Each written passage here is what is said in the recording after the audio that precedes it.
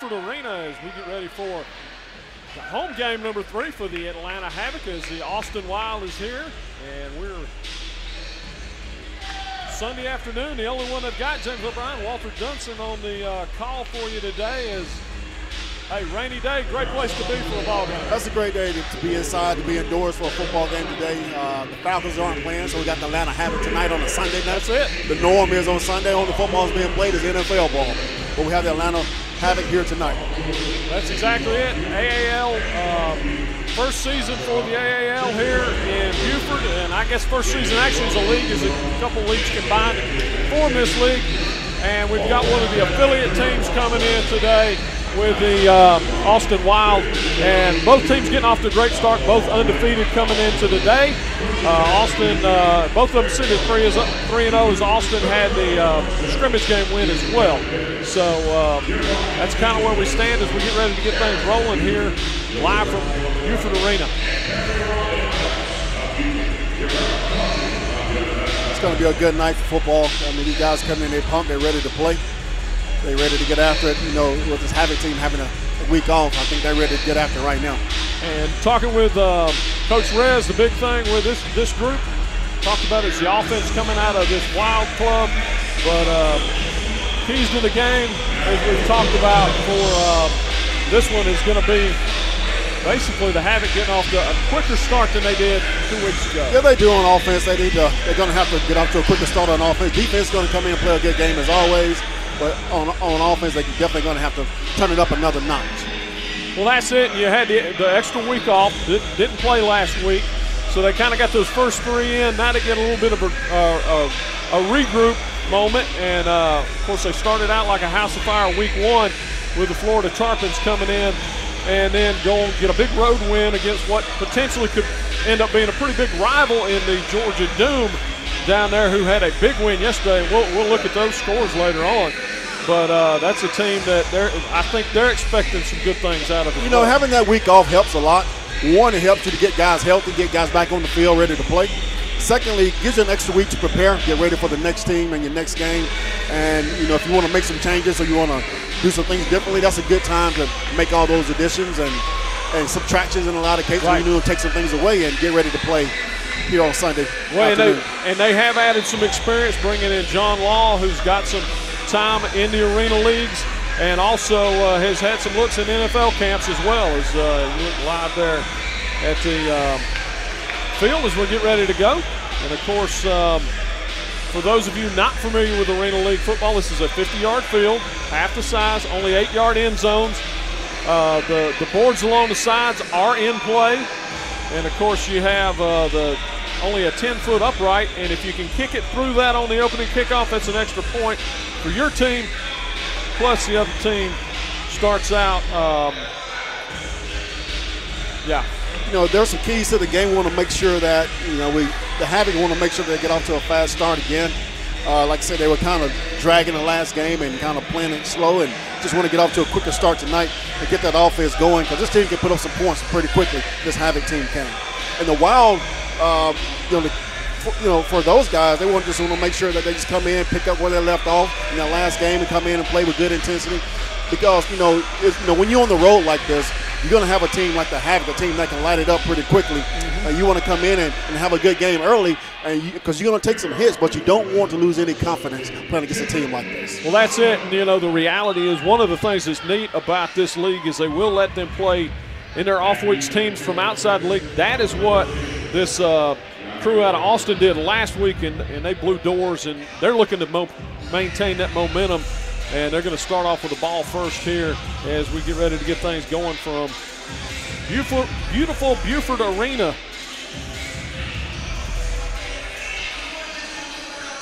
Of course, the Havoc in the home greens and the Wild in the road whites.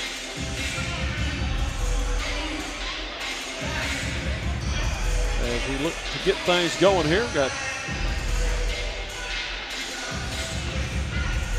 of course, no touchbacks. And now if it is kicked off and hits something inside the stadium, the scoreboard, rooftop, it starts at the 20.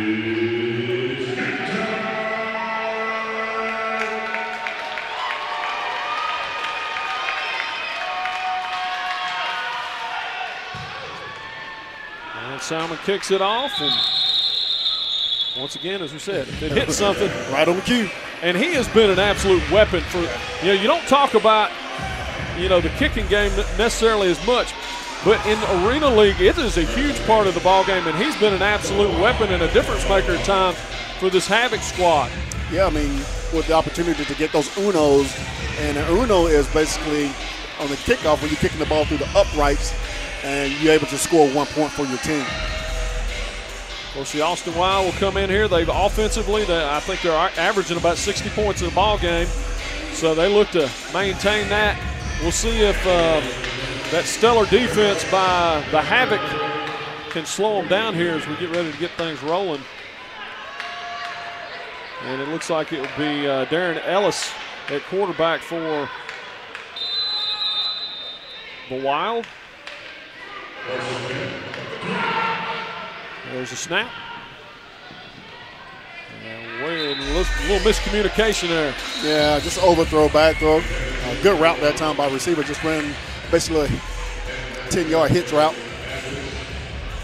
You get the impression there may have been a discussion about the amount of pressure this defensive line puts on, because he definitely had a clock running in his head. He got that ball out quick. He's already in the shotgun. He got that ball out quick, though. So, but I'm more than sure that they're definitely aware of how fast the defense gets in the backfield.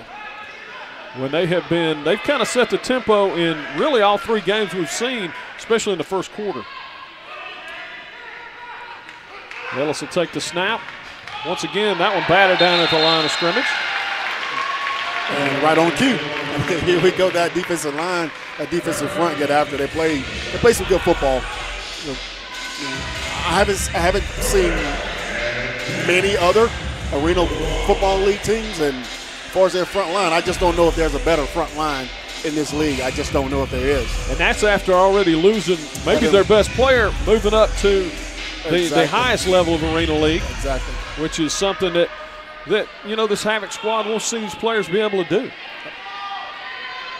Got the man in motion, of course. Takes a snap. We're going to hold it a little bit longer and a little too long. Well, they just had a little quick meeting back there at the quarterback. You just don't have that much time with this defensive line. Those guys put a lot of pressure on the football. They press upfield. You very seldom do you see them going from side to side. They're always pressing their man upfield. Everything's coming upfield right now, going right through the center to knock the center back into the quarterback to make the stop in the backfield. Right, you had the back there to help out, but when you've got that much destruction going up on the line of scrimmage, there's not much of an opportunity for a running back to do much help. Of course, no punting in the Arena League, so that's going to set up a big 4th down here. And that'll be a timeout as the Wild wants to talk about it, as they are backed up already. And as we talked about, no punting in the Arena League, so you got to go for it here. And if you're the Havoc, you just don't want to give up that long play. You've got them in a big hole here. Yeah, I mean, here you want, you don't want to play a prevent type defense, but you do want to be aggressive. You want to stay aggressive at the same time. But at the same time, they're going to be pressing the ball downfield. They're not trying to throw a short route here. Right. They're trying to throw the ball between 10 to 12, maybe up to about 15 yards right here, or the deep ball over the top. Well, and the thing is, and they're actually going to try the long field goal. We have not seen that really this year.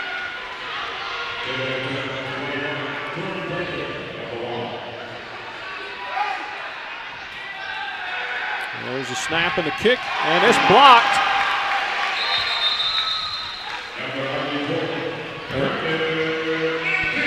And once again, just a ton of pressure right up the middle. I really don't agree with that play call. I thought from a field position standpoint, you backed up. Right. You backed up. The worst thing that's going to happen to you there trying to make the field goal attempt is exactly what happened. You're going to get it blocked. They're going to either scoop it and go in for 6, or are they going to be a safety?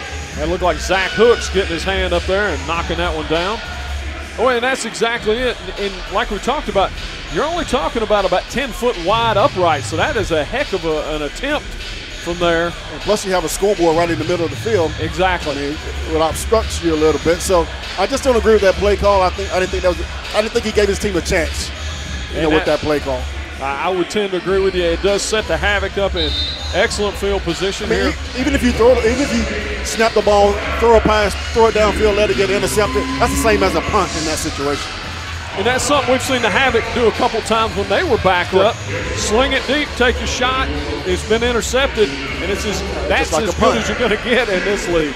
That's exactly right. And Lee Chappell back at quarterback tonight for the Atlanta Havoc. He was the starter in game number 1, had the 7 touchdowns. And then, of course, you know, the one thing with the Arena League, the AAL, is you do have the potential of losing players. So you've got to work that entire 21-man roster and have them ready to play on game day. Yes, you do. I tell you, one of the most here's my belief, and this is just my belief. I believe the most important person on any football team is your backup quarterback. It's your backup quarterback.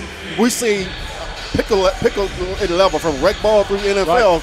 Once that starting quarterback go out for a lot of teams, that team begins to suffer. That team, you know, if that number 2 guy can't come in and make plays like that number 1, it becomes bad news for that team. It does. Of course, that was a safety on the blocked field goal attempt, and that was going to come down short and be returnable to the 10, to the 15. He's going to cut to the 20 and be down around midfield about the 23.5-yard line, looks like. A little extracurricular along the sideline over there.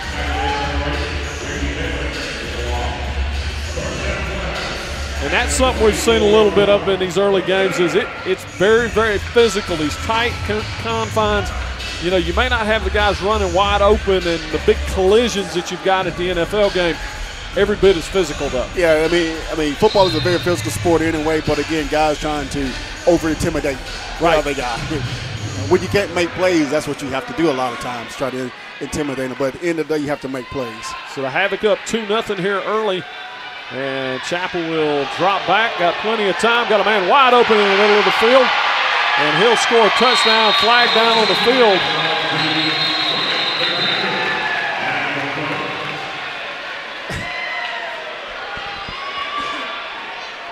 A touchdown. I'm wondering if they're calling him for pushing off. Well, he got jammed by 2 guys, and he's able to get through the jam up from both guys. And they're gonna. I think that's a bad call for 2 reasons. Let me see if we can get a replay, and I can see if I can show you here. So the Havoc up 2. One, you're going to see the receiver come down. He's going to get jammed right now. In order for that to be pass interference, the ball has to be in the air at the same time he's making contact with those guys. And there's no one there. There's no way he's making contact at the time when the ball is released, so therefore you don't have a pass interference call. Yep. Closest defender was barely in Gwinnett County. So that'll be a big penalty on the Havoc. Right, wrong, or indifference. It'll set them up in a 1st and long, but Chappell picking up right where he left off after game 1 with the Tarpons. Chappell going to take the snap. Going deep, wide open. Touchdown. Here we go. All they did was delay the inevitable. Oh, yeah, here we go. This team, with this quarterback, can score right now. Yep. And they score a lot of points. It's a very good football team. When all things are when all the cylinders are clicking, I mean, they're hard to stop. That they absolutely are. You know, you don't want to make too much about the slow start last week. Part of that played into you're talking about 2 teams that knew each other very, very well. Absolutely. With Coach Rez being a former coach up there, you know, there's a lot of it can be different in that situation. Now this is the Havoc picking up kind of where they were. Game 1. Game 1, yeah. I mean, if the Havoc offense, when they're playing the way that they play in game 1 and just like that play there, and that defense play the way that they play every night, I mean, they're going to be hard to beat. You're absolutely right about that. A lot of dynamic offenses, but very few people have a defense to go with it like this team does. Solomon adds the extra point, and it's 9-0 ball game very quickly here with 11:25 to go here in the first period. Of course, the running clock that keeps things moving. Most of these games only taking about 2 hours to happen, and that's what the home folks have become accustomed to. We talked about Richmond Rough Riders, a lot of talk about them. They beat Florida 58-20. High Country Grizzlies lose to Carolina Energy 87-52. Wow. Georgia Doom, we talked about them, 93-21 over Upstate Dragons, who've gotten off to a rough start. And then, of course, Cape Fear dropping a close one to Rochester. And those games all happening last night. This group, the Wild, actually had a 1-point victory over Upstate a couple weeks ago. So, wow, those are some basketball scores in there. 93 points by the Georgia Doom, 87 by Carolina. And, of course, this group will be headed down to Lakeland next week to take on the Tarpons for that rematch ball game. That's going to be a good football game. Yeah. No doubt about it. And they also have a return trip down to Macon towards the end of the season, which could be very interesting. As Solomon gets ready to kick things off, there's a kick. That one is up and just short. He had it lined up there down to the 5 to the 10, tripped up. Good kickoff coverage by the Havoc. About like a lot of my golf shots. I mean, it's perfect line. Right. It just falls about 10 yards short. But that was perfect, though. And that's the one thing with the the big screen in the middle that affects things a little bit with Solomon. And he's kind of working through that. He's already got, I believe, 6 unos on the season. And he's a good kicker, I tell you. He's a very good kicker. And you say every week that it's important that you invest in that position. Right. Well, we've seen a couple teams that haven't, and it's come back to bite them. And that's tempting when you got a 21-man roster. Do you make a kicker a permanent part of that? And that is a huge part of what the Havoc have going on here. There's a snap. Wasn't looking for it. Managed to come away with it. He's going to throw it off balance and out of bounds. Actually, a great play there by the quarterback. Smart heads-up play. Ellis really wasn't ready for the snap. He definitely wasn't ready. I mean, he caught the ball one-handed. Yeah. He wasn't ready for that snap. So that'll set up a 2nd and 10. Very early, and I'll go ahead and say this as an early predictor, that this team can't afford to not score right here. I know it's early in the ball game, but they just can't afford to not score and let the Havoc get the ball back, go back and put 7, 8 more points on the board. They just can't afford for that to happen. Man in motion, they're going to try and hit him deep down the sideline and a little bit overthrown. That was a good route that time. Look, 8 route, just a post route. Nice route, good coverage on the play. That's a good. But Robinson did a good job of kind of redirecting him, and that really kind of threw it off a little bit. And it did, and unfortunately, the quarterback kind of threw the ball back to the outside shoulder of the guy that time. He should have, kept him in the middle of the field as opposed to bringing him back to the backside. So that'll set up a big 3rd and 10 from their own, just outside the 10-yard line for the Wild. So far, not a lot of anything positive going on for the Wild here early on. There's a snap. Drop back. He's going to run it himself. And they'll drive him out of bounds there about the 15-yard line. I mean, Havoc will let you do that. That's not going to beat them. Give that up all day long. They'll let you do that all day. That's not going to beat them right there. And that's going to set up now a 4th and manageable 4th and 5. But what we've seen is it's still a down where you're going to have to throw the ball. Nobody's really had any luck running on this Havoc team, especially running wide. Now, we'll find out what the Wild plan is here.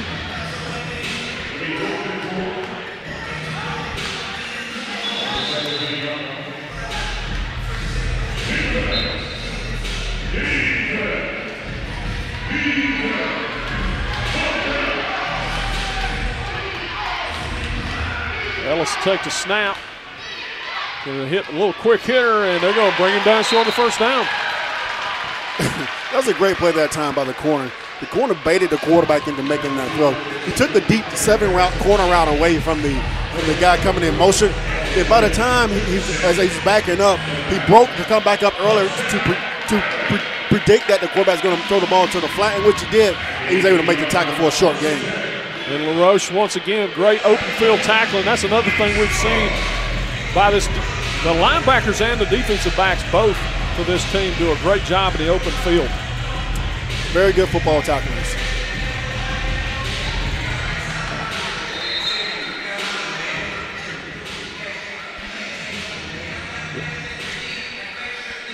And we'll see what Lee Chapel has in store as we come back out, getting ready to try and add to this 9-0 lead. Great field position for the Havoc at the Wild 18. And, yeah, that's just a little bit better. Yes, it is.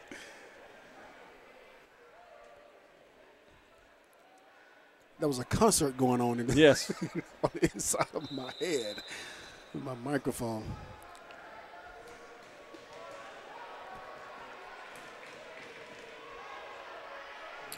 Chapel up under center. Takes a snap. We got a flag in the air already. Going to hit a man wide open right in the middle of the end zone. We'll see what the call is here. I have no idea what that is. He threw it kind of early, which leads me to believe it's a defensive penalty. Ryan McDaniels continues to play extremely well. He had the big fourth period 2 weeks ago to help the Havoc go on to the big win. And you can see the Havoc signaling from the sideline that they're going to decline the penalty, which obviously looked like if the umpire throws a flag at the snap of the ball, chances are it's going to be against. Either you have, with no whistle, it's got to be against It has to be. It's going to be against the defense. Chances are. And, and the big thing is here, when you look at it, we've had 3 plays from scrimmage for the Havoc. A touchdown that was called back, and 2 touchdowns. Right. See what the call is here. I think I just saw the play on what happened on the replay. You'll notice that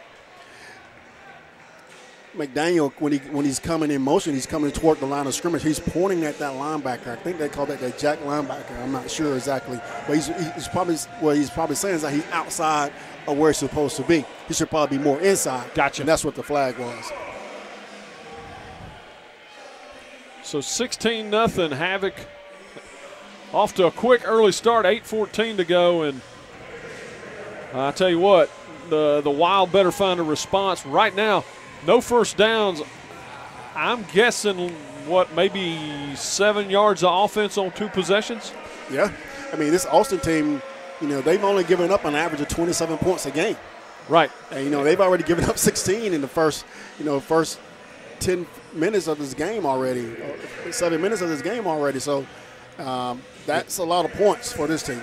Yeah, of course, they played out of the league last week against the Cap City Bulls and won big time in that ball game. And then the other game that they've played that counted was the 51-50 win over the Upstate Dragons. So they, of course, they played in the SIF last year, went 1-5. Their coach, Derek Wallace, actually, he's out of Grambling. He played his ball down at Grambling. So, we'll he knows football. Yeah, he knows some football. Everybody knows the storied traditions out of that group. They don't get the press because they're not a big Division I school. But, when you start looking at the history of college football, Grambling's right there with the Notre Dames and the Nebraskas and the Alabamas of the world. Absolutely. Well, we'll see if Solomon can get an Uno here. He's going for it. He's definitely going for it. It's like a little competition against himself on that.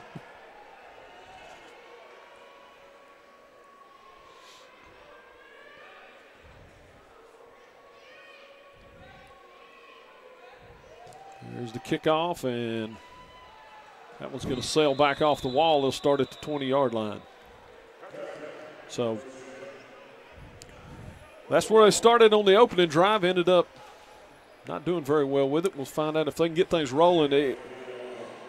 Only still 8 minutes to go in the first period, but yeah. And we talked about earlier the keys to the game. Right. The Havoc have already started out doing what they're supposed to do when it comes to the keys of the game, which is a fast start. But this team,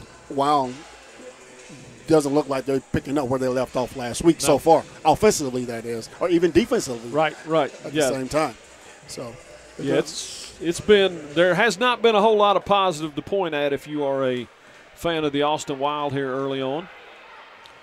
Ellis will take the snap, more pressure on him. He's going to dance away from it, and almost intercepted through behind the receiver. Yeah, he just doesn't have the time to stay in the pocket to deliver the ball downfield. He just doesn't have the time. He's not going to have the time. Right. He's not going to have it. This team's going to get after him. Yeah, did a good job of stepping away. Tried to hit Mathis and almost ended up throwing the interception. Fortunate to have a 2nd and 10 here.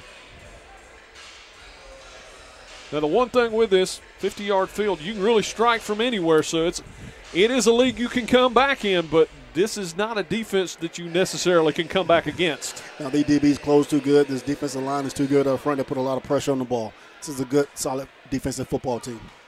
The snap going to keep it himself, and that's been their most productive play thus far. Yeah, the quarterback does a good job of running the ball. He's a big guy, too. He is. He's a big guy. Yep, and that's going to be good for about – looks like they're going to give him about 7 yards on the scramble. Again, a play like that picks up positive yards for you, probably move the chains, for another set of downs, but it's not going to win the football game for you. No, the best part of it may be trying to slow that pass rush down just a little bit, but I think they're going to make them prove it. They're going to have to. Almost bobbled snap again. Good defensive pressures. You just can't run wide on this squad. You're not going to be able to run from sideline to sideline. You're going to have to get upfield right now. That's your best chance of gaining any positive yards against this defense. Yeah, Taylor just had really no opportunity there as a defense. Almost there at the same time the ball was.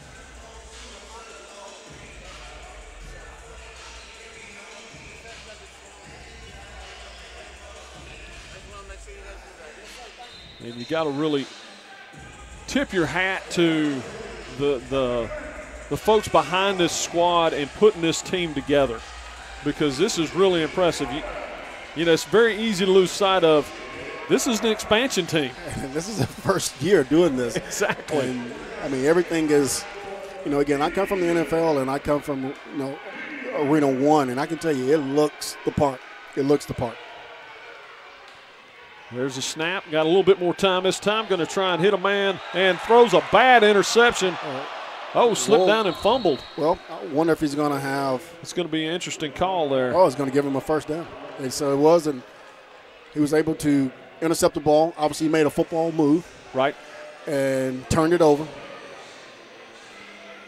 Well, and that was that's Mathis paying attention to what's going on and coming in to try and make a tackle. Ends up the guy. That's a good heads-up play. Yep. Now, I wonder, though, was any contact made with the defensive back prior to him going down? Because if there was contact made prior to him going down, then he would have been down. Right, by contact. By contact. So that's really the best play that's happened for Austin's been an interception that got fumbled back to him. So let's see if they can put points on the board. Hard to make a living doing that. There's a snap, going to hit a man wide, and great closing speed. They closed too good for that. Man. The thing about it, to be honest with you, this is a good and a bad situation for the Wild. It's good that you're able to recover the fumble to get the ball back. The bad part is you don't have enough field space. Right. And his defense pushes upfield. The defensive line pushes upfield so aggressively, and the defensive backs are so aggressive and they close so very good. So they can play back and come and close on it before you can even get the ball 2 to 3 yards, maybe 4 yards downfield. And we'll see with a 2nd and goal for the Wild. And Thomas will be in motion for Austin. There's a snap. Here comes pressure again. He gets away from it. You just don't have the time. Again, you run out of field. Right. You're going to run out of field before anything happens good for you. And this defense puts a lot of pressure on the ball upfield. And Robinson had perfect position on that one. That'll set up a 3rd and goal as Austin desperately, you can't be thinking field goal here. This is 4-down territory. You're not thinking field goal, although you're on the road. And a lot of times they say when you're on the road, you always take points. But we'll see if that translates to the indoor game. 3 points it means very little when Havoc's going to get the ball back, and chances are they're going to put 6 more on the board. Certainly feels that way. It feels like it. I mean, there's nothing to make me believe that they're not going to right now. And Wild's going to burn their second timeout. And that just shows you how important this is. You burned 2 timeouts now, still 3:27 to go in the first period. And then, the thing is about the first timeout, you burn a timeout to come in and kick a long field goal. Right. So now you're going to burn another timeout, possibly with the same idea to come in and kick a field goal, probably. Yep. So we'll find out what they do coming out of that third down. Like we said, it's hugely important right now that the Wild come up with some points here. Yeah, they really need some points right here. I mean, I tell you, this is again, going back to what I said earlier on the second possession, you can feel it. And here again, in this situation here, if they don't get points here, the Havoc's going to get the ball back. Chances are they're going to put points on the board again. And this game is going to be over. Yeah, the game's going to be over.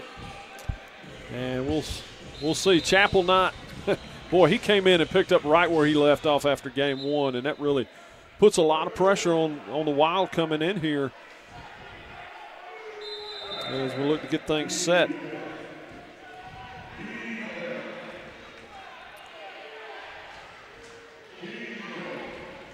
Davis in the backfield with Ellis. Ellis going to hit a man. He can't hold on to it. And that obviously is his favorite target as he keeps trying to go back to Mathis. Yeah, Mathis ran a nice route that time, a little back end slant route, a little deep slant route. Comes back in, boom, he just can't make the play. He got to make that play. He has to make that play. That's a pretty good throw by the quarterback there in that situation. It was. Looked like somebody might have gotten a hand on it. Couldn't really tell. We'll look on the replay here. That's exactly what happened, is Robinson tipping it. And now that sets up a 4th and goal.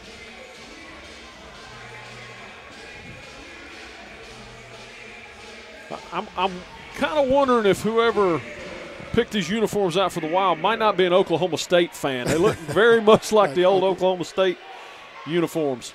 There's a snap, more pressure coming, going to drag him down. Whoa. He's going to hand it off, and what a job of getting rid of the ball. But I don't know if he handed it off. I think the guy just had to take it because he was being sacked. Yeah, I think you may be right about that, Walter. There's a lot going on here in this play. Yes, there is. I tell you what, fortunate there's not a flag there, yeah. We saw it. Yeah.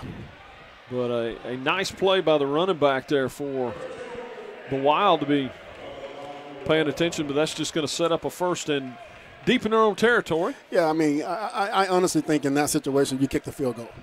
You kick the field goal, you just want to get points on the board. It's good for morale. Stop the bleeding. Definitely stops the bleeding. And, and most importantly, this Havoc team, you don't want this Havoc team to go back down, put 6 more on the board, including extra point. Now this Havoc team comes back and they got a lot more swag. Now they feeling good about themselves. They come back and shut you down on defense. And this game is mentally over at that point. Yeah. For a lot of teams. We don't know much about this Wild team, how they stay in games from a mental standpoint, but we're going to find out because that's what you're about to find out now. Right. Well, we know they won the close game against Upstate, but that's a game where they actually had a big lead in, and the Dragons made a little bit of a comeback in that one.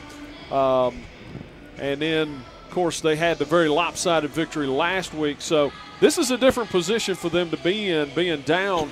And, the Havoc, we've seen them come back. We've seen them play well from ahead. But they're very comfortable in this role, that's for sure. They're definitely very comfortable in this role. They're not going to do much to beat themselves right here on defense. The Havoc isn't. You're going to have to take it. They're not going to give it to you. They're going to keep pressuring the ball. Defensive back's going to keep closing and breaking on the ball. You're just going to come out and play your best game. And I don't know if Wild have any more tricks up their sleeve. I don't know what else they can do against this defense. Well, the biggest problem that I see that they present is because of the pressure the defensive line puts. The only place we've seen really anybody have any success against this Havoc defense is going long. But you have to have time to do that. You have to have time to get the deep ball off. And that's been the best play that we've seen teams run against this Havoc, just throwing that deep ball. Quarterback just he's in the shotgun, just catches it, backs up, maybe take a step or two, and gets the ball out. That's been the best deep offensive pass play against this Havoc defense. But anything else, the defense is closing on it. Anything underneath, they close too good. And the defensive line, like I said, they put a lot of pressure on that quarterback in that front line. And really that has been, as good as the offense has been for the Havoc, it's been that play by the defensive line to me that has really set this team apart from everybody they've played. Absolutely.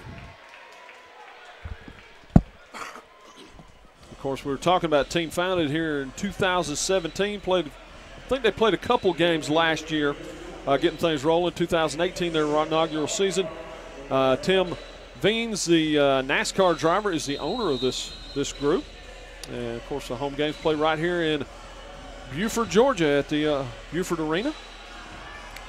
And Coach Gerald Boo Mitchell doing a fantastic job here in year number 1. Boo Mitchell, coach wide receivers over at Vanderbilt University. They're in Tennessee. There's a snap, going to do a little handoff, and good for a couple yards to the far side of the field over there. That's something we haven't seen the Havoc do much, a little change up there. Seen it a little bit in short yardage, but get inside that goal line, but we hadn't seen a whole lot of the. Not much on the first down. Right. But Brown gets maybe a little more than a yard on that.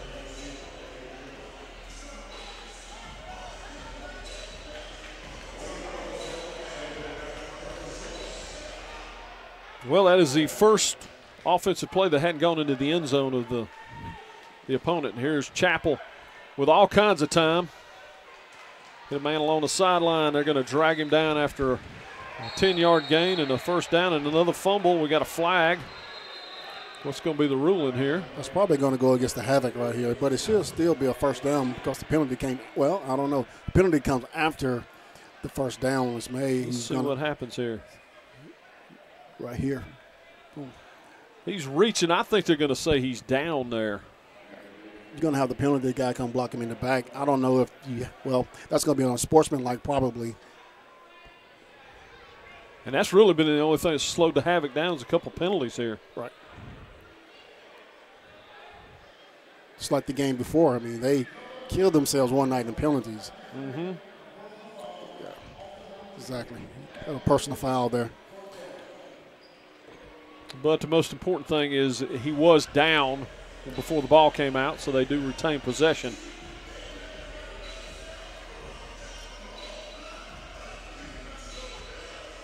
So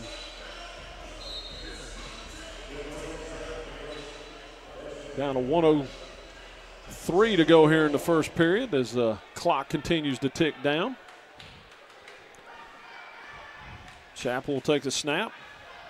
Looking to go deep. He's got a man down there, and he's going to bounce off the boards and into the end zone. And who else would it be but Ryan McDaniel? Ryan McDaniel. That guy can play. That he can as they have their little golf celebration. He's getting some looks from some NFL squads is what we've been told.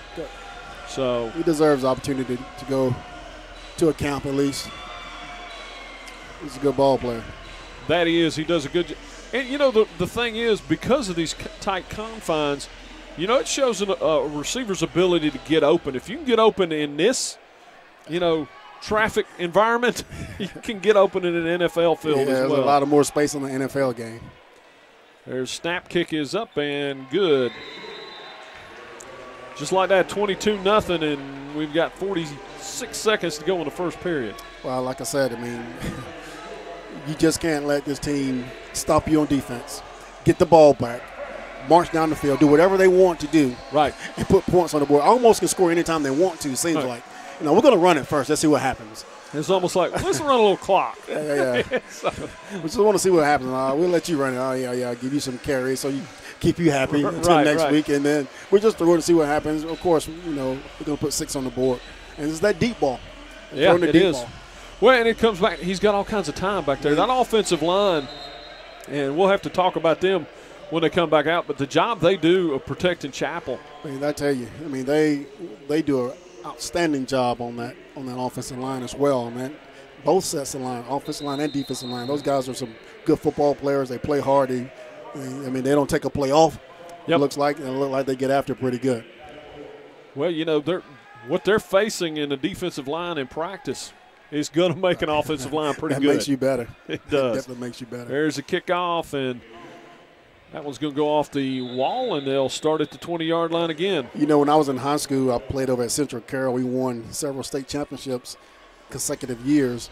And you know, we would always say that we couldn't wait to get to Friday night because getting to Friday night was like a day off. Right. Because the best team that we played all season was the team that we lined up against in practice every day. I mean, we had 15, 20 guys that easily, compared to today, the way that they give out Division I scholarships, easily could have gone to Division I schools. Easily could have gone. But you know, when you're playing against that level of talent every day in practice, the same as what you're saying about the Havoc, they got that defensive line that put a lot of pressure on that offense. The offensive line doing a good job of protecting and then able to make plays in practice. And all that stuff just carries over to game day. 23-0 lead for the Havoc here at home in week number 4. I guess week number 5, game number 4 for the Havoc. Wild up against it here. There's a snap. And here comes the pressure again. They're going to get him again. I mean, by the time he's setting his feet, he's having to dodge somebody. I mean, he just doesn't have the time. And I think, you know, this might have been run all the way here just based upon his mannerisms. He wasn't going to throw it all there. And I think he knows that clock goes off in your head as a quarterback. I just don't have the time. Right. I just don't have the time, so I'm just going to tuck it and run. Well, it has been, I mean, they've only got about 10 yards on it, but it's the most offense they've gotten has been the 2 quarterback runs. I don't know if they completed a pass. I don't think they completed a pass. I don't believe in they have. Quarter. I don't believe they have, and that will do it for the first quarter. So after one, it's 23-0. Havoc in control here as the Wild look to try and get something going offensively, as they have been a team that has lit up the scoreboard and have almost given up their season average already in points allowed. Already, I mean, you got to know when they watch film on this team. They know, and they watch them on YouTube. They heard the broadcast. Here's bragging about these guys, and they know that these guys can play. They also know that this Havoc offensive team going to put points on the board. So they knew that their 27-point average was going to be challenged anyway. They knew that this team is going to put more than 27 points on the board. They're going to be, of course, the Havoc team is going to be well over probably the 54 points that they've been averaging all year. So. Yeah, that average came down, 2 weeks ago, but the Wild averaging 60 points a ball game. You know, that's that looks highly unlikely at this point. Yeah. You know, this Havoc team is just a good, solid arena football team. They're well coached, as you can tell. The discipline on both sides of the ball, and even in the kicking game, and they just get after it. I like the way that they play. Well, you're talking about a squad that's averaging winning by 22 points a ball game. You know, that says a lot, and they started out against a pretty good team out of Florida. He's got a little bit more time. This time throws behind him as the defender falls down. It's a little simple go route. Just threw the ball behind him. You have to complete that play. I mean, especially when you have a defensive back that falls down. You have to make that play. That's as good an opportunity as you may get all day long.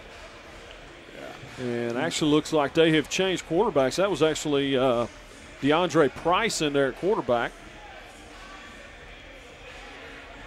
on that particular play. We'll see if – looks like that's who's going to stay in there. Wonder if maybe he's a little bit more mobile than Ellis.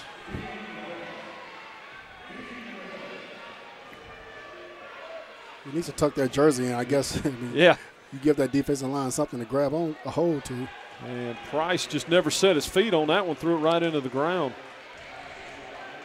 Looked like he might have actually had a wide receiver that was open in that situation. He turned around. If he could have hit him when he turned around, they would have had their first down of the ball game. Yeah.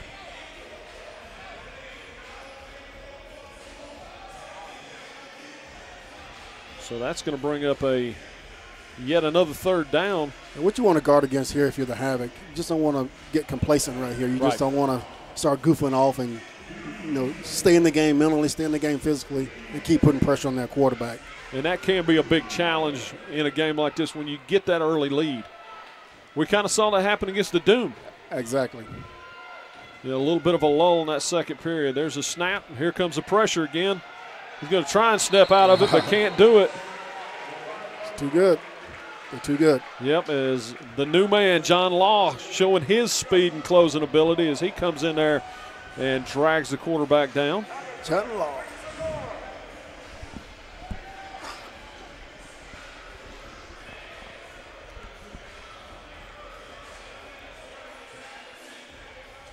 So here we go again. And I guess I lost track of the downs. I guess that was 4th down. Yeah, it was 4th down for them. You know, again, I think happens so fast. In that situation, you don't try to run the ball. Just throw the ball and let them intercept the ball down there in the end zone. Right. And just go play defense. Just want to flip the field. You don't want them to get the ball at the 5-yard line. Exactly. That's Chappell and company up with a very short field. That's an automatic 3 with the kicker. Oh, with Solomon, there's no doubt about that. And there's a snap, going to run it wide. That's about as good. Wow. And they're showing his strength as Zach Brown just driving it into the end zone. That's weight room. We haven't seen that at all this year. No. From any team, man, that's a heck of a run right there. And that is a will breaker right there when you're on a defense. That's a grown man run. That's a grown man run right there. Listen, 1, 2, 3, 4, 5, 6 wild players are trying to make the tackle on one guy, and he alone is driving this team into the end zone. When 6 with the help. Yep. When Taylor missed him in the backfield, he was the only one that had a shot to maybe get him before he got going. Yeah, but once he did, he just dropped that shoulder and took them all for a ride.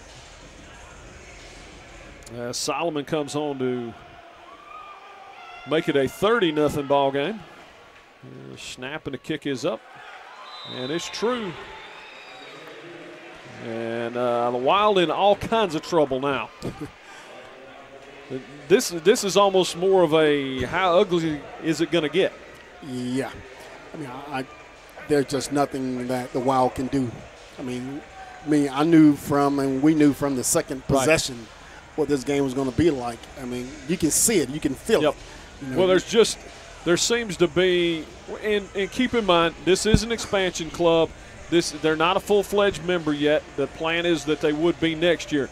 So you don't expect them to come in and be on the same level. But this is pure dominance right now by the Havoc. Yeah, and there's a difference in the two. I mean, no coach is going to make an excuse for his team. Right. Is going to come here and say, well, we're only an affiliate team, so therefore they're supposed to beat us like this. Right. No. Coaches don't care about that. You better get out there and you better play hard. You better get after it. You need to put points on the board. You need to make tackles. You need to make throws, et cetera, et cetera, et cetera. So coaches don't view it that way. No. I know the fans and others might view it that way, but that coach wants to win. That Wild coach wants to win as well. Well, and the other part of it is you've already got a win over a full-fledged member of the league. Once you've got that, now there's no moral victories anymore. You're looking to go in there and prove just how good this squad is. Whether you come away with a win or not, there's still a lot of pride at stake in this situation. So I don't look to see this Wild team mail it in here. Exactly right. Exactly right. As the crowd continues to file in here, a different Sunday afternoon deal. Normally these take place on Saturday night, so crowd coming in a little bit later, maybe not quite as big as some of them we've seen, but boy, the ones that are here getting their money's worth and then some. Yeah, they are. Yes, they are. Solomon to kick. Oh, a little snubber across the ground. Going to take it to the 15 to the 20 across midfield. Going to be dragged down up at the Havoc 23-yard line. That was a little bit different. Didn't see that coming. That was a linebacker on the return. Ricky Taylor, that is. We'll see if they can get anything going at all on offense with the best field position other than off the fumble that they've had today.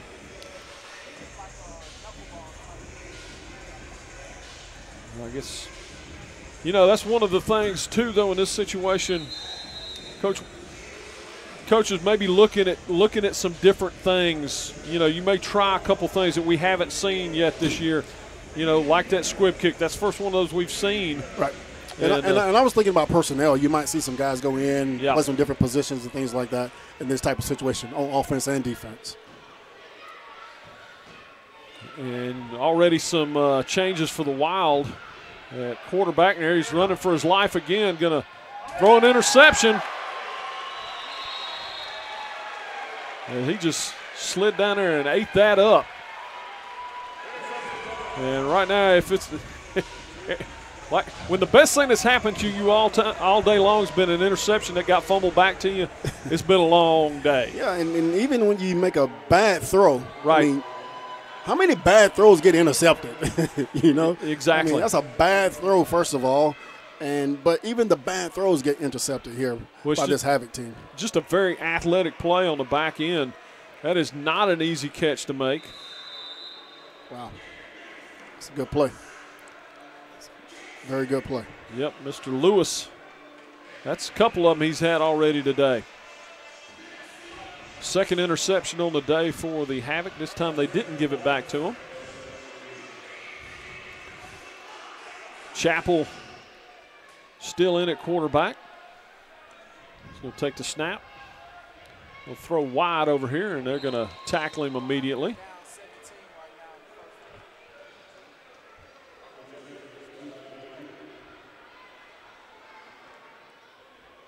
Nice little throw and catch.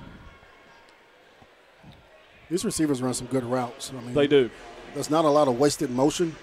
I mean, they get to the spot. They make that plant off the outside foot or the upfield foot and get back down here right now. Ball's there. So it's not a lot of wasted motion by either. And that's the thing is, why not practice some of that timing? We've got the deep ball down. We've seen that. Chappell going to have some time, a little bit of pressure this time, and to keep it himself and scramble for a couple yards. And that's something that you don't want to see in a game like this. Exactly. You tell your quarterback, if it's not there, just throw it away. Yeah, we do not need to see Mr. Chappell getting hit here. Yeah, that's what you don't want to see in a game that's already 30-0 in the second quarter. And, it's going to be interesting to see. I would not be surprised if we didn't see some of Mr. Eubanks back in there today, especially if this continues the way it's going. Yeah, in these cases, the coaches just want to close out the quarter or close out the half a lot of times with their guy. Right. And that's probably what's the reason why he's still in the game at this point. You probably won't see him at all in the second half. Well, the reality is this is a team that's scored 60 points a ball game, so you hadn't really got them put away yet. Everything's rolling your direction, but correct. Don't want to pull the foot off the gas too soon. No, you definitely want to keep that foot on the gas here and keep pushing upfield and keep putting points on the board and keep putting pressure on defense. And we got that'll back up the Havoc about 5 yards.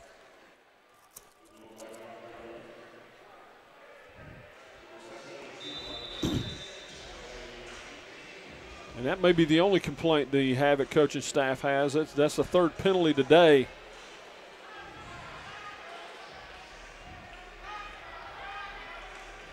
Of course, what we saw in the earlier games is some personal foul penalties, and those are the ones that will drive a coach crazy. That kind of stuff's going to happen in the course of a football game. Exactly. McDaniel in motion. You're going to try and hit him coming down this way, and just couldn't quite connect. A lot of traffic down there. Yeah. It's a nice route that time. Double move by McDaniel. Good. Nice route, corner route. 7 route, we call it. Nice move, double move. Good coverage back there by Taylor and McCoy.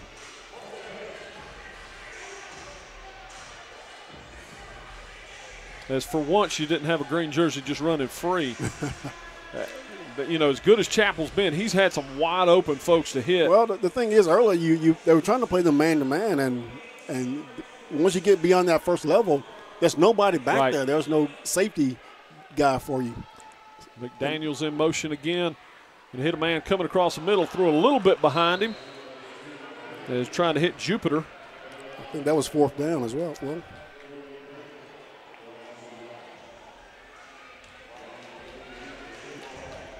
Yep, looks like it was. So for the first time all day, the Havoc coming up empty.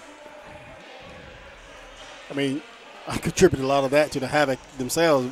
Right. You know, more than the Wild. I mean, just a couple throws just behind the guy, behind the receiver running up wide open. Just got to make that play.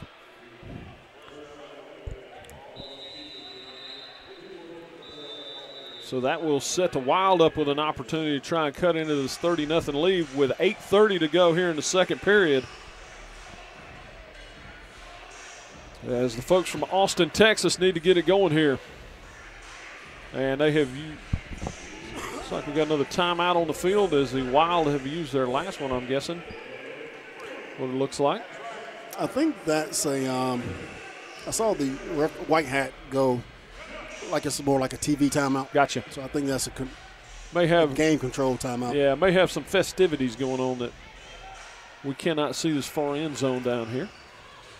As they do have some things going on outside of the ballgame. They try and keep it fun out here and doing a great job. Very family friendly, to say the least. And, yeah, of course, I want to thank some of our sponsors, Pruitt Heating and Air, a Trane dealer, and doing residential and commercial HVAC here in the Buford area.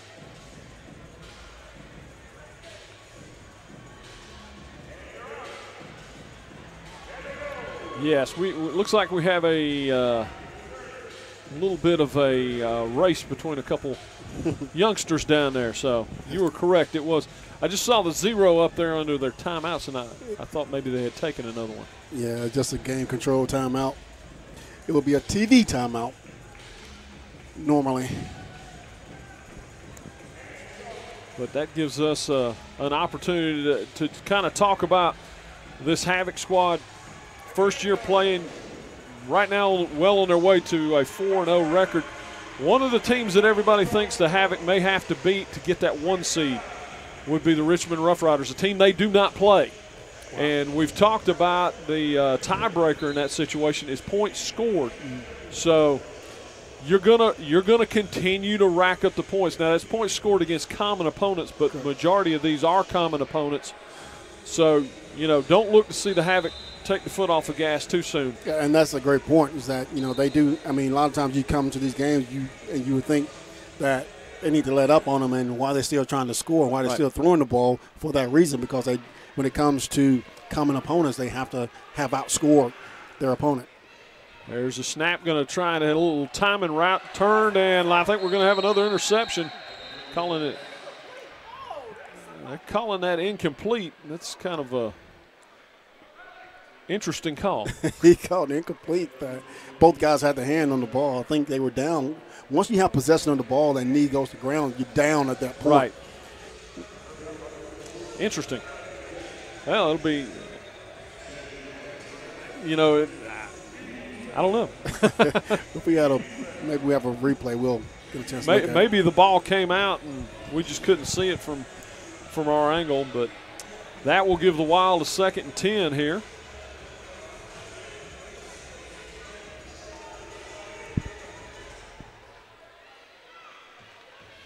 As they stay in the shotgun, and with this defensive line, I'm not sure that's not a bad idea. Snap, he's going to take it and run right up the middle, and we might see why they've had the quarterback change. Ooh, he takes a big shot, and that's going to draw. There's a penalty flag down, it looked like. Yeah, and I think you nailed it. I think the reason why they're changing quarterback is for that reason. One, he's a little quicker, a lot faster, should I say, than the previous quarterback, because they've already given up on the passing game. Yeah, obviously they're not going to throw the ball and catch the ball against this Havoc defense. So they're just looking for a guy that can. And penalty going against the Wild, so they finally have a big offensive play, and they're going to back them right back up. So this is looking for a guy at that quarterback position that can just take a busted play and just make some positive yards with it. That's what they're looking for in this situation. They're not looking to complete a pass at all. So that will back the Wild up.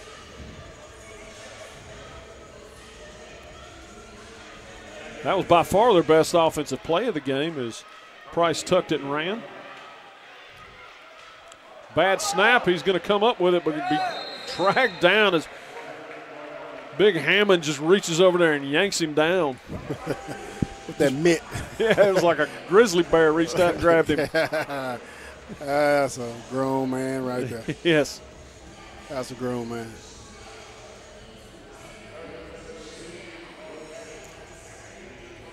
And that'll set up a 2nd and 11. As that must have been a post-play foul. They had gotten the first down. They lose a yard on that play. And Price will stay in the shotgun. He'll take the snap and throws off his back foot and swatted away. Great defense there by Jackson. That was a good play that time by the defensive back. I mean, the guy looks like he's probably hasn't probably about by like 2 or 3 inches. I mean, or maybe even more. He looks like he's about 6+, 6 feet. And the cornerback's probably about 5'8", 5'9", maybe. The receiver like he's about like 6'1", 6'2". But he was able to climb over the guy to make, to block it, to break it up. Well, that's where the 8-yard end zone comes into play as well. Not a lot of room in those end zones. There's a snap. Price under pressure again. Rolls out, throws an interception down to the 15, to the 20. They're going to drag him down just short of midfield at the 24-yard line. And that's interception number 3 as Robinson gets this one. They break on the ball. Too good for that. I mean, you can't do that. They're too fast. And like you said a minute ago, you don't have that much room. You don't have that much space. I mean, on an outdoor field maybe, you might be able to complete that pass. You might be able to get it in. But in this indoor game, you just don't have that space, and you definitely don't have that much time. And that's going to set the Havoc up in good field position at their own 24-yard line with 5:19 to go in the first half as they look to add to that 30-0 lead. And that's the one thing. This is the only AAL game today, so the rest of the league getting to kind of tune in and watch. And got to be impressed with what they see so far out of this Havoc squad. Everybody in this league knows that this team can play. Chappell will take the snap. Looking to go downfield with it. Going to check down and nice little 8-yard gain there.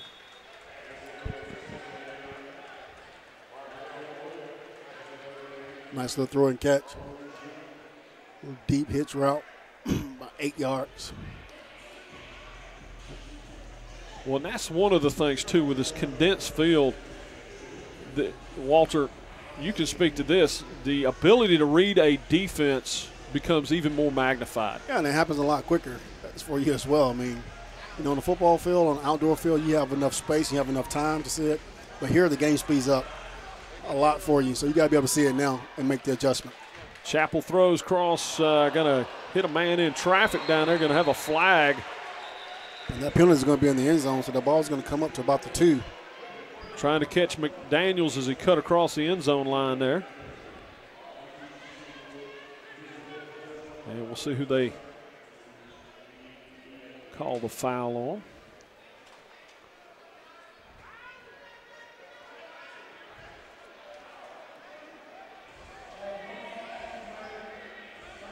Wow. Nope. Okay. No penalty. Well, that'll make it a 3rd and 2 now. We'll watch the replay of this one. And I'm not sure that really called for, but just when the flag comes popping out, you expect. No, I don't think there's anything there. I think that's a clean play. I think that's a clean play. That was a good job of talking it out by the officials. 5 officials here in the Arena League. There's a snap. Chappell going to dump that one off. Nice little dump off to the tight end / tackle.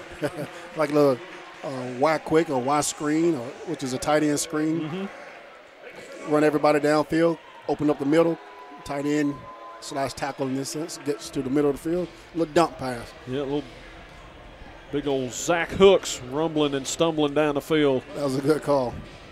And we've seen that they use that very effectively against the Georgia Doom in week 2. You have to choose when you use a play like that. I mean that's you're not going to get a chance to make that play too many times during the game. Chappell going to drop back. got plenty of time. Here comes the pressure now. Going to keep it himself. And as we talked about, that's the one thing you don't want to see if you're. All you want him to do is just get down. Yep. Get down. I don't need you doing it. I don't need you to be a hero in this situation. Just get down. I mean, we were 2 minutes away from halftime. We're up 30-0. Just get down. And they will look to try and punch it in here. That's going to bring up a 2nd and goal.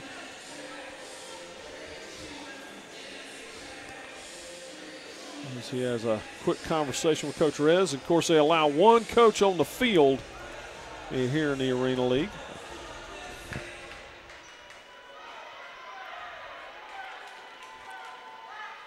Chapel takes a snap, fakes the toss. Going to keep it and tuck it and bowl his way down close. Tore half his jersey off. That's a good call. I like the play. Just, and some of that is giving next week's opponent something else to study on film. Something else to work on, something else to prepare for. Mm-hmm. I don't know if he was down where they say he's down, and I think he got. Yeah, that is a nice spot if you're wearing white. Yeah, I don't think he was down at that point. Yeah, it looks like we got it's like Maurice Young maybe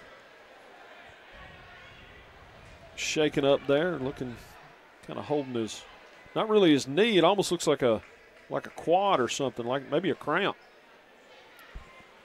Yeah, I didn't see what happened to him on that play.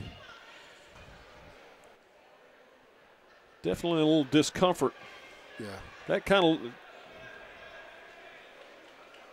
wasn't really holding his knee, so I'm hoping maybe it's just a bad cramp. I'm not sure. We'll see the spot here. Let's see if a knee go down anywhere. That contact there. He's just going over the top of him. The ball should be right about the goal line. To me, I'm not sure he didn't get in because he was on top. I know. We can't see the ball. So right. He was on top of a look at that jersey. A wild player. And I'm not totally clear on what the rule is in that situation. I know in the NFL, if you're on top of another player, you're not down. You're not down. That may not be the case here. So that may be a clarification we try and get. Would make the spot make a little bit more sense as there's a hand up right up the middle. We're going to stop him just short. A quick dive by the fullback. Hey, after the last one he ran in there, I can't blame him for making that call. Yeah. I think you give it to him again in this situation. Yeah, give Brown another crack at it. Yeah. You just don't have enough room here to throw the ball. But we'll see. These guys are pretty creative. And Chapel going to keep it himself. That's a good call. One of those where you just walk up and tap the center in the butt and go. Yep. Silent count. That's a good call. Good play. 6. Yep, 36-0 now. Havoc in the lead. As Lee Chapel has picked up right where he left off after week number 1, he has been nothing short of fantastic today. The one throw behind a player, that's about the only thing you could point at. Right. I mean, he comes in and play a good football game in the first half and probably won't see him much or if at all in the second half. There's a snap. Alleman's kick is up and good.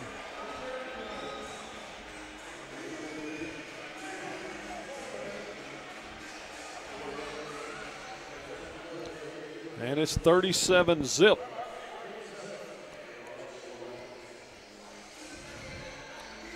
And right now, if you're the Havoc, I'm pretty happy with the way things have unfolded here in the first half. Yeah, you're definitely happy about where you are right now, especially coming off of a bye week. Right. Getting some time off and seeing your guys come out and play the way that they're playing is always a good thing. A lot of times guys come off that bye week, they're still a little sluggish. They're still trying to get that bye week out, but this team came out tonight and did what they really needed to do was fast start. Well, that's it. And you wonder, too, with Chappell, he'd had actually 3 weeks off. They'd given Eubanks a couple starts in there. Like we said, you want to develop that entire 21-man roster, really the entire 30-man roster. But those guys going on game day got to be ready to go. Yeah, you have to be ready to go. These guys coming here, these guys look like they can play another game after this game. They're ready to play. They fired up. That they are. Getting after it, man. And we talk about how everybody knows how important a quarterback is. But in this league, where you really are not going to make a living running. If you don't have a quarterback who's playing well, you're in deep trouble. So that needing to develop both those guys makes a lot of sense. Absolutely. There's a snap to kick off, and that one's going to sail into the bleachers on the end zone and come out to the 20-yard line. 56.7 seconds to go. As we do now the clock rule changes. We're inside that last minute, so incomplete passes, that sort of thing, and more of a traditional clock setup here for the last minute. You know, the thing about, the visiting team in a situation like this, what you want to watch as a coach, you just want to watch your players, the morale of your team. You still have to keep making positive plays. You want to keep them encouraged, and in a game like this, you can easily go the other way. And one of the big risks there too is that mind starts going away. That's when the injuries tend to happen. Right. Is when you're not really completely plugged into a ball game. So, like I said, that becomes very important in this situation. Looks like we have a third quarterback in here for the Wild as they're going to nice little quick hitter and pulls away and gets a couple extra yards there. But like you said, the Havoc going to give that up all day long. Yeah, they give you that, especially when you don't have any timeouts left. Well, I don't think they have any timeouts left. No, I believe they are out of timeouts. And looking to see who. I actually do not have a 15 on my roster. There's a quick drop and going to try and hit him in the corner. He goes over the boards and out of play. Be careful. That's a dangerous play. That is. And Coach Rez had talked about how talented this wide receiver group for the Wild is. They just haven't had a chance to really access that at all. In this they haven't had a chance at all to show anything about their ability to make plays. I mean, they haven't had the ball just hasn't been there for them, to make plays. Well, I guess they had one more timeout. Yeah, I think the official time. I wasn't the only one that got fooled by the official timeout. Yeah. Apparently they had taken it off there, so they did have one left. Yeah, the official time. 21.8 seconds to go here. And we will make an effort to find out who number 15 is at halftime.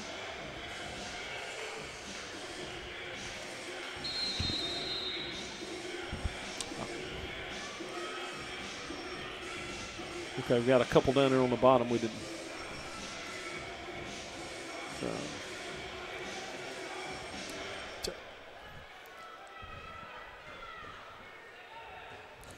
There's a snap, and here comes the pressure from a Havoc again. Going to roll out and almost intercepted again.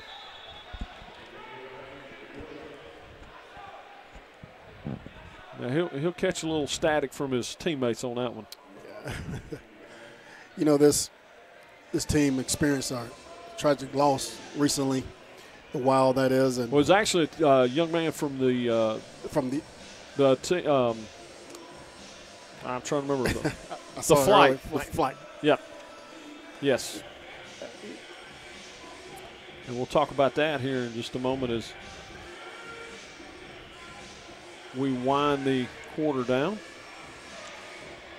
4th and 1 now. We'll see if they keep it on the ground or try and throw one into the end zone.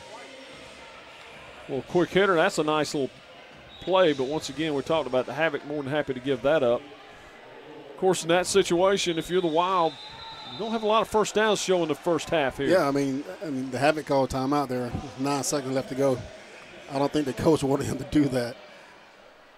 You don't want to give them another shot at it because what was going to happen, they had to line up. The clock was still rolling. Right. And they probably would not have gotten the play off. So now they get another chance to run another play. Right. Of course, when it's 37-0, your coach will still smile at you when he gets on to you for that. He will unless you give up a touchdown here. Exactly. That smile could go away quickly. Well, you know, from the Havoc perspective, that 0 up there, that's a big. They've already got a shutout in a couple of halves this season, and so that is a point of pride for this group as well. That's what that defensive coordinator wants, and that's also what the head coach wants. Right. They don't want to. They want to be known. I mean, yeah, we got a high-powered offense, but more importantly, we have a defense that'll shut you down. And that is the difference maker in this league. Defense wins championships. That's what we all know. So 9.9 seconds to go here in the first half of this one. Snap going to drop back, avoid the rush, and going to try and tuck it and run. They're going to drag him down around the 10-yard line, sling him into the boards, and going to take a little umbrage with that.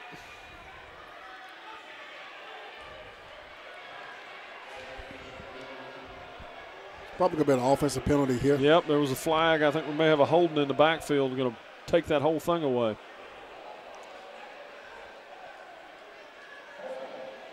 Yep, got a holding against the offense. Going to decline it, and that'll do it for the first half. First half, it was all Atlanta Havoc. Yes. 37-0. That's a good football game. Good half for the Atlanta Havoc. Yeah, not a lot you can be critical of in that first half. 37-0. Sometimes you can have a 37-0 score. You might not have played as well as that 37 points indicates. That's not the case here. This team has dominated this game by that much. They really have, and they dominated on both sides of the ball as well.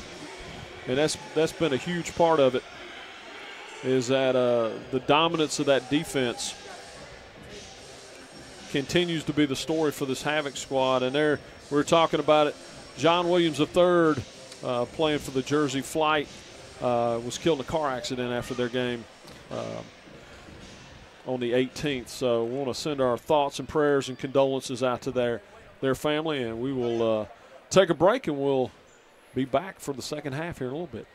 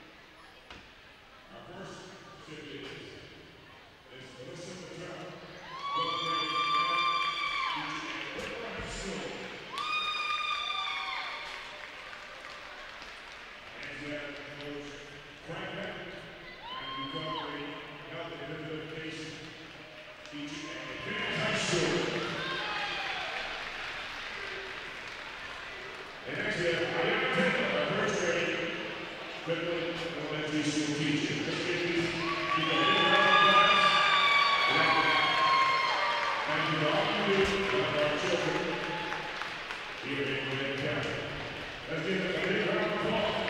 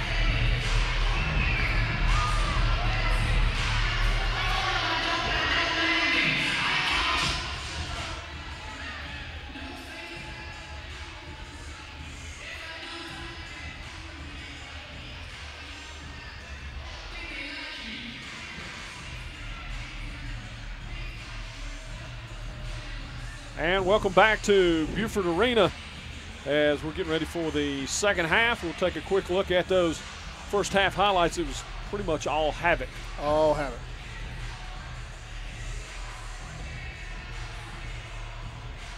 You got to see the defense putting a lot of pressure on the ball here. Sack early in the game. And then you kind of were perplexed by this call here, the long field goal. Yeah, I just didn't agree with that call in that situation because I knew that this defense is going to continue to play lights out, and once the offense gets the ball back, they're going to put points on the board. It's just a bad decision that time by the Wild. And then Chappell picking up right where he left off game one.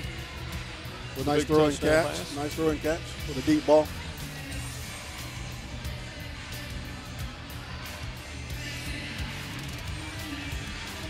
Just running past everybody. These kids can run, they can catch, they can throw, they can do it all. There's Chappell again, another wide open receiver. And like you said, they kind of adjusted the defense after those first couple wide open touchdowns. Yeah. They put a safety guy in the middle of the field.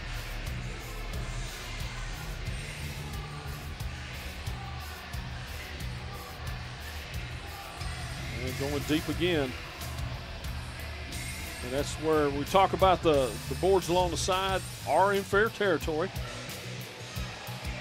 And then, of course, there's the big bulldozer going at it, Zach Brown. Zach Brown, it's a grown man. It's a grown man run.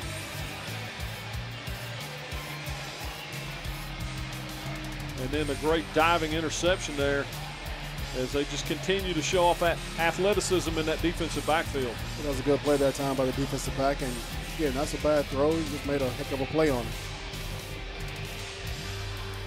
Nice throw and catch for 6. And then once again, all kinds of, maybe one of their better, and took a little umbrage with that play, one of their better plays. Ends up being called back on the penalty, though. It seemed like every time they had anything going at all on offense, it was an offensive holding or, something that brought them right back to square one. One of their best plays for the whole half was an interception. Right. That was fumbled, that was recovered by the Wild. That was one of the best plays in the whole half. They gave them the ball inside the Havoc's 10-yard line. They still came up with no points.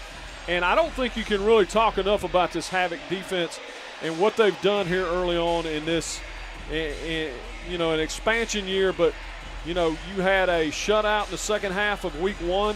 You got a shutout here in the first half of this ball game, and you just don't see that in Arena League. No, those are all the things that a quality football coach is looking for. He's not looking for the team to come out and light it up every night because chances are that's not going to happen every night. You're not going to score 75, 80 points a night because, as you can see, that Havoc only averages 54 points a game. But it's how many points you can give up on defense. Right. That's what's important to a coach.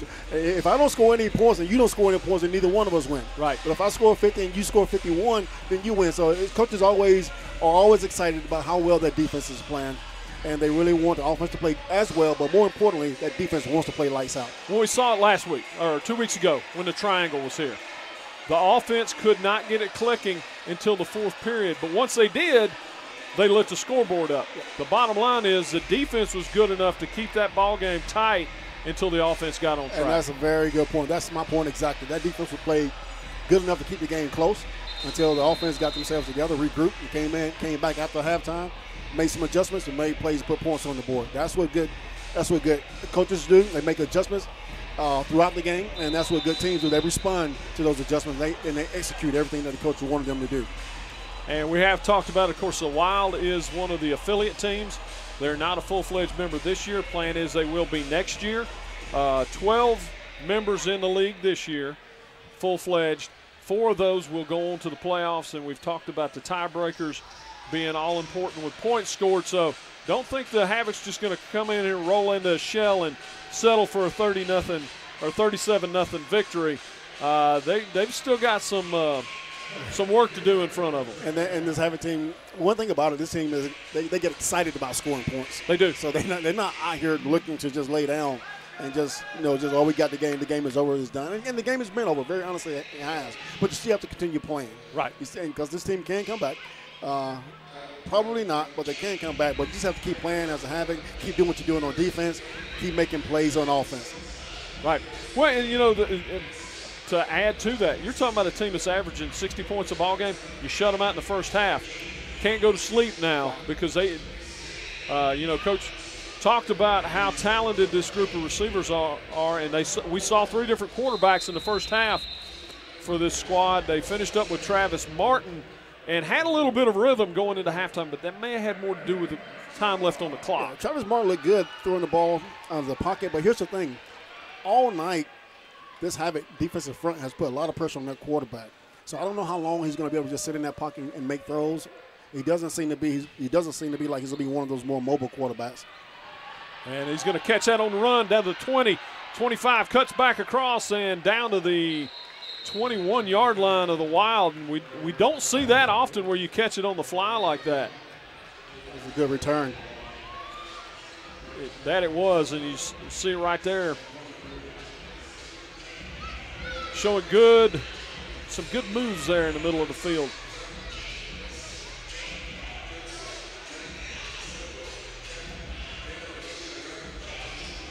It's a good job that time by the Havoc.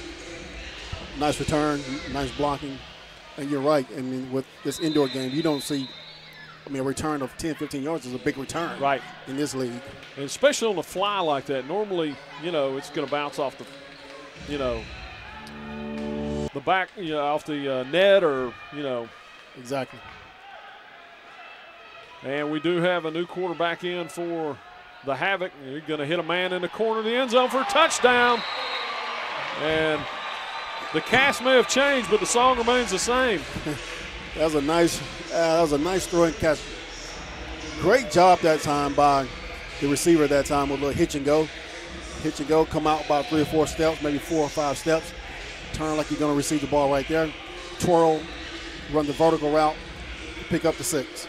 Yeah, I think actually what that is I believe that's Chappell still in there just with a new jersey. Because remember his jersey. Could be. Because I do not have a 12 on there. And I see that black arm. Yep, I think that's sleeve. He still has that sleeve. They threw us a curveball there. So Chappell now is number 12. Is number 12. So, yeah, because he's in taking the snap as well. Took me a minute to figure that one out, but. Gotcha. Yeah. That quick. Just like that, 43-0. 13:38 to go, or 44-0 rather, as they just continue to pour it on. And Lee Chappell, 3 weeks not getting a start as they gave Eubanks an opportunity to get in there and get some playing time. And boy, you would not know he just hadn't missed a lick. He hasn't missed a beat, and it's always good to get other guys some reps. They need those reps, and more importantly, you need those guys to have those reps, because a lot of times people go into the game, whether you're a backup or whatever, it doesn't matter. You go into the game, and chances are when you go into the game, the game is on the line in a lot of cases. Absolutely. So you want that guy to have some level of experience. This isn't his first time playing the game. This isn't his first time going into the game. He has some level of experience. He's been playing, and so he's not scared or he's not nervous or anything like that. So that's what you want. Their guys have some level of experience going into the game. Well, and timing's so important in this indoor league. You're only going to get that playing.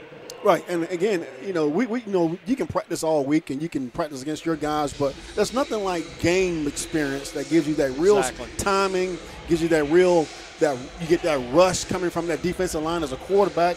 You get to feel everything happen, right now, and then you can and now you can process all of that, so that now when you go back out, the next time you play, the game slows down for you a little bit. A lot of times when you're young and you're inexperienced, the game goes so fast. I never forget my first year in the NFL. I mean, the game was so fast for me. I mean, the game didn't slow down for me till about my 3rd year, and then when it slowed down, you're able to play. Right. And you're able to make plays a lot better than your first year. Your first year, the game is so fast. And the game was fast because the guys really were fast. Right. It really was a fast game. Well, we saw something a little bit different there. That actually a touchback as the receiver couldn't control the ball, went over the back line, so they'll start at the 5. And once again, behind just no time as through behind him.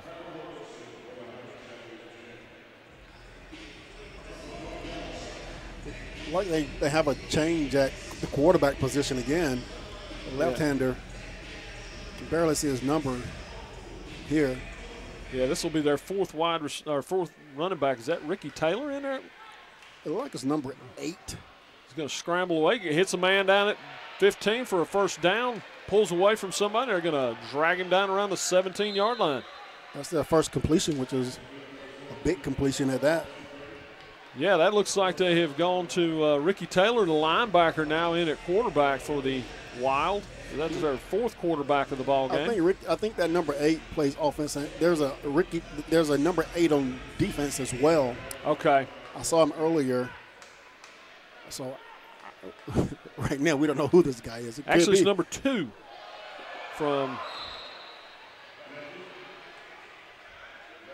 Yeah, number 2. It's Eric Tenson. He's one of the defensive backs. Yeah, listed as a defensive back. Probably good, just an athlete. Probably just. And at this point, that may be what the Wild needs more than a traditional quarterback. With the pressure coming from this Havoc defense, having somebody who can just make something happen with the ball in his hand might be their best option to at least hold on to the ball for a little while. Right. We saw them do that with Price. I think they brought Price in just to try to run the ball. They know they're not going to be able to make throws downfield, so their best option is to try to run at the quarterback position. Tenson going to throw downfield, going to be intercepted. That's number 4 for the ball game for the Havoc. Back down to midfield to the 20 to the 15. He may go all the way. They're going to bang him out of bounds around the 10-yard line. And got a little jawing going on. And, you can jaw all you want, but I got a feeling all he's going to do is turn around and point at the scoreboard. Well, when it comes to the jawing, the jawyer cannot be the person that throws the interception. Exactly. You can't be the jawyer if you're the one that throws the interception. Your job just shut up and just go play defense as he's going back on defense as a defensive back right here. Exactly. The last thing you want to do is just jump up because you make a big hit. But yeah, the guy returned the ball 20-something yards. Exactly. And it's going to be first and goal, maybe around the 10-yard line or somewhere like that. So you don't have a whole lot to celebrate there if you're the jawyer. Exactly. First and goal from a 9, as I believe that was the second interception for Lewis today. As we said, Chappell now wearing number 12. He's going to drop back and got some pressure on him. He's going to go down for the first time all day. A little delayed blitz there. You see the center's complaining about that. The center's probably saying that he wasn't eligible. I didn't see where he came from.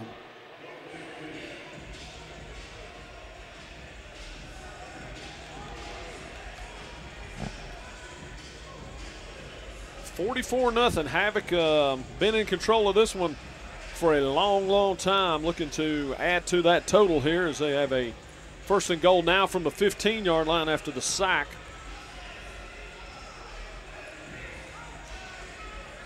And yet another player we do not have a number for on that play. Chappell takes a snap. Set. Throw an interception. Wide receiver wasn't looking for it, and Chappell did exactly what he's supposed to do in that situation. That really is a zone coverage. Anytime there's a zone, you sit in the hole. The receiver ran more like an option route. Right. He decided he probably read it as man, which man means you run away. He kept going that time as opposed to sitting in the hole. The quarterback threw the ball exactly where he should have thrown the ball. That's the receiver's fault on that route. And that was Tenson on the interception, so he makes up for the one he threw. He gets it back. He gets it back, and that'll give them a first down on the 19-yard line. And that Havoc defense will come back on and continue to try and pitch this shutout.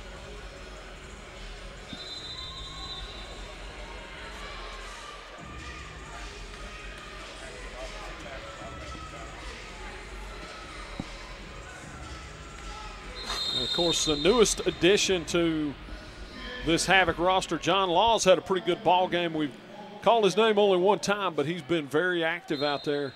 John Laws is a good ball player. It's a good pickup for this team.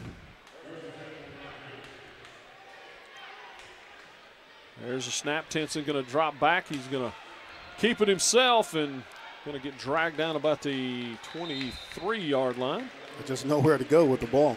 There's nowhere to go with the ball. And that is basically what they've been able to get done on offense has been running the ball. I mean, there just hasn't been a big opportunity for. Okay, that will be very helpful. 8:40 in the third. We now have a roster for the Wild. We greatly appreciate that. Yes, we do. Absolutely do. There's a snap. Tenson dropping back. Hit a man coming across the middle.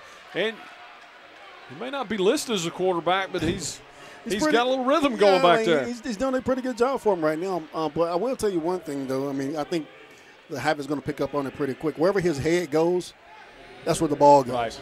So he's not trying to hold the receiver, not trying to hold the defensive back in the middle of the field or anything. Wherever his head goes, that's where the ball goes. Eventually, they're going to pick up on that. They're going to see it from the sidelines, and you're going to see these guys break on their ball a lot quicker. Well, and the reality is there's an advantage. This is somebody they have not seen on film. Correct. There's a snap. Heads to the right side. Yep, he's going to get ball hit. Goes to the right side. And he is really going to hear from his teammates on that one. Hit him in a terrible place, right in the hands. Right in the hands. Yeah. So they will live to fight another day. Watch his head. Yep. Ball goes to the same side his head is on. Havoc's going to pick up on that. Then they're going to start jumping that ball pretty quickly. Yep. Crosby wasn't right at him, but he'll be kicking himself for that one. And the thing about it, you can expect that from a defensive back. Yep. I mean, he doesn't know any better. Look like there's another change at the quarterback position. No, the guy's still in. Let's see if he. Tenson will drop back, going to throw a little bit further downfield. That one might have been tipped at the line. It came up way short.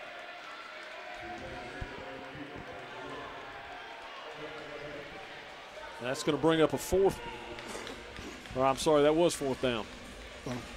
Well, one thing, I know you watch football on television, and these coaches are very good at picking up little things. And players are even better at it because we watch film. We watch a lot of film. We study behavior. We study habits. We study all those things so that so any little thing that can tip off what's about to happen, we look for that. So when it happens in the game, automatically it clicks that. Right. If he turns his head to the left, he's always going to throw left. If he goes right, he's always going to throw right.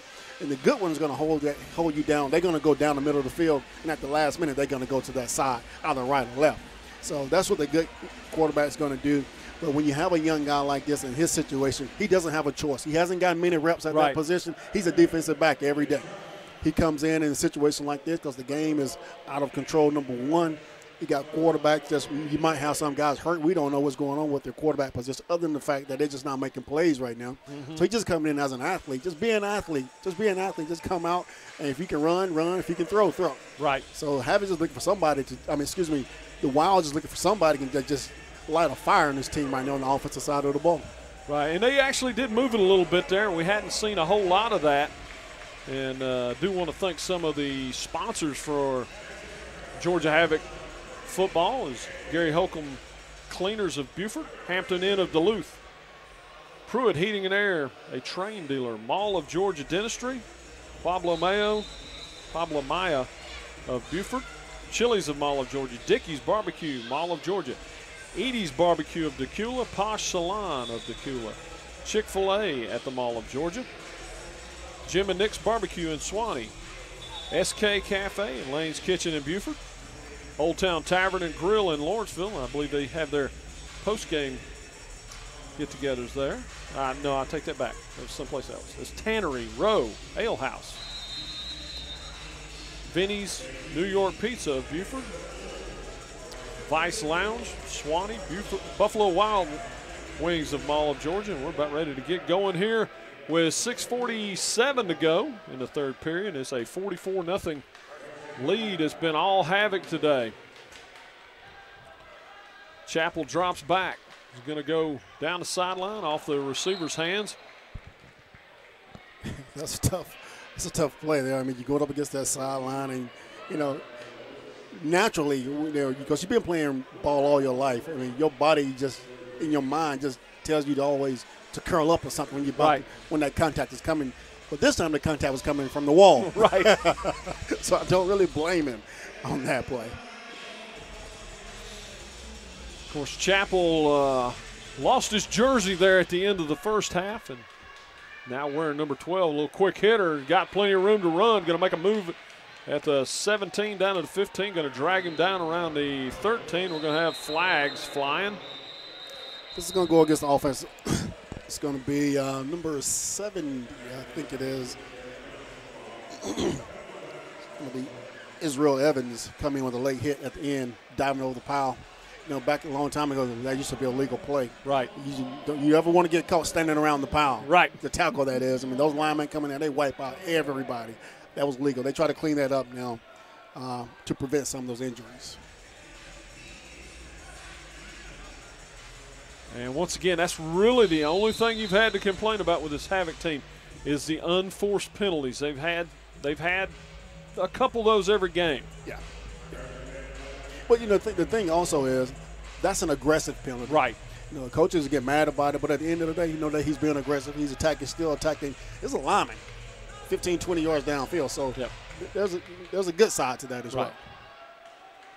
Going to hand off, and that's as big a run as you're going to see in this league, as he's going to rumble down and be banged down around the 4-yard line. Zach Brown finding a little bitty, tiny seam there and just showing his burst. I mean, he had a nice burst. I mean, that was a crack. I mean, it was just a crack, and he jumped through it. He got through there real, you know, look at that. And you're not going to bring that man down with a hand tackle. You're not going to bring him down. I mean, he didn't have much room to operate on that sideline once he broke free. Good run, though. Great play. Good call. They're going to bring it back on a holding call. Yeah, that was an obvious holding call I saw. I didn't want to say here. I didn't know if the officials might be listening to the broadcast. You never know. But it was a tackle. The guy tackled. Yep. Yeah, it looks like Taylor down, shaking up for Austin.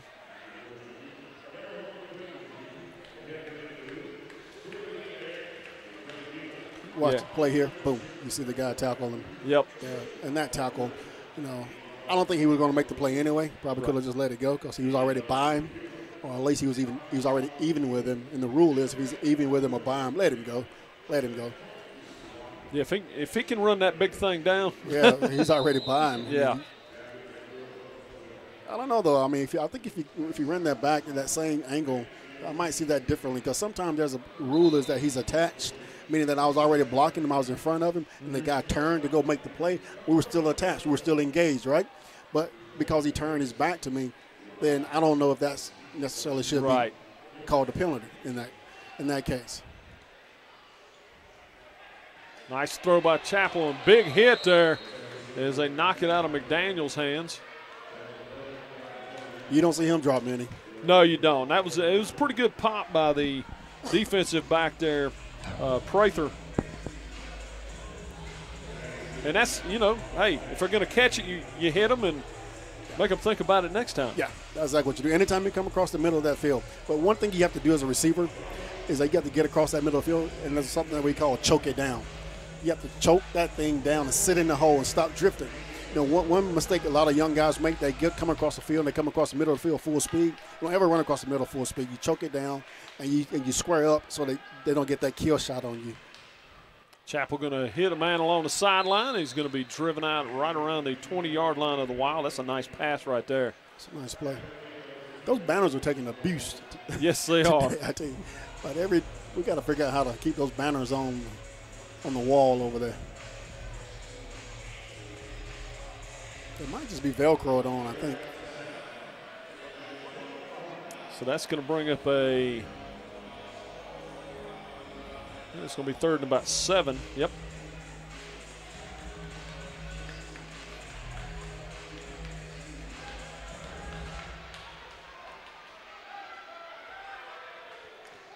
Havoc with a 44-0 lead, 3:30 to go here in the 3rd period. Chapel all day to throw. He's going to run it and get a little contact down, and we're going to have a penalty on that one. I'm not sure what. Find out what the indication is. Look like it's going to go against the Havoc. They're down there arguing, trying to plead his case.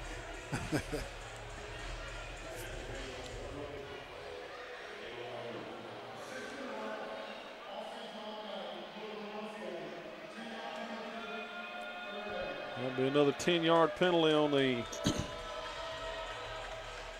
Havoc, as they've been their own worst enemy on this drive.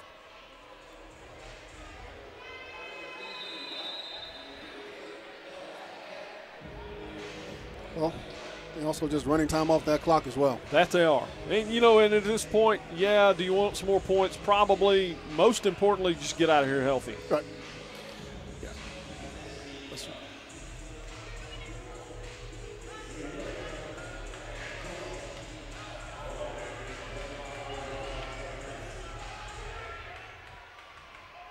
Chappell will take the snap. There's an interception. He read him all the way on that one. They're going to bang him out of bounds around the 14-yard line. And that was a good job by Alvarez. He just read Chappell all the way on that one. And we haven't seen Chappell do that much, but he kind of looked at him a little longer than you afford to. He did. That's just a bad play by Chappell that time. Good break by the defensive back. Good break on the ball.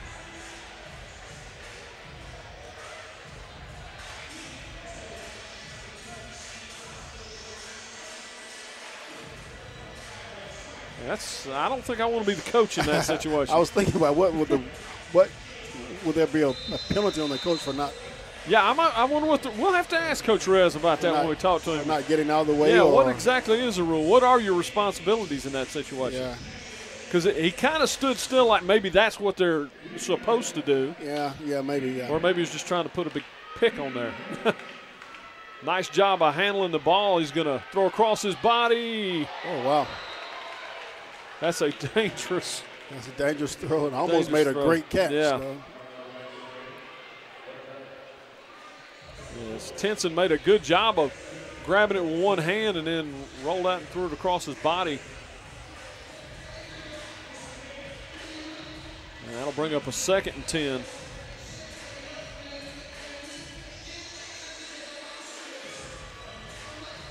Been a lot of interceptions in this ballgame. Yes, it has. I believe we're up to 8 for the ballgame. I think the Havoc have 6 and a couple by the Wild defense. There's another one of those quick tackles by Jackson coming up. Well, you know, it's a completion, but you're running a lot of clock. You're not playing the team at this point. I mean, you're playing the clock. And I think both of them are going to beat you. Yeah. Today. Yeah. I think the clock is their best friend right now.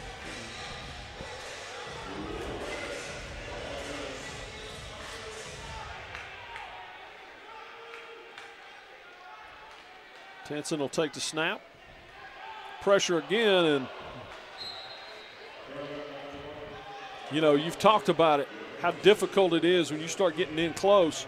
Not a lot of, and now you're dealing with somebody who hadn't taken a bunch of snaps at quarterback, trying to navigate this little bitty field down here. Right, you just don't have the, you know, you're going to run out of space quicker than you're going to run out of time. You right. know, and you just don't have that much time, neither do you have that much space to get the ball off. And, you know, and these guys are so fast and they run out of, you know, length of vertical space quicker.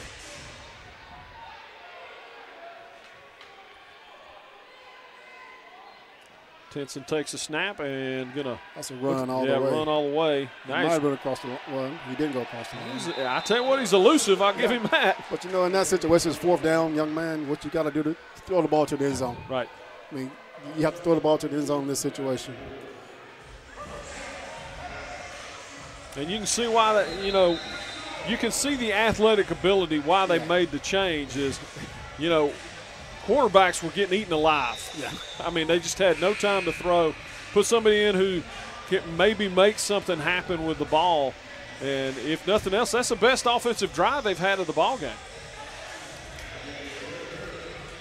And that will take us to the 4th period. It's a 44-0 ball game.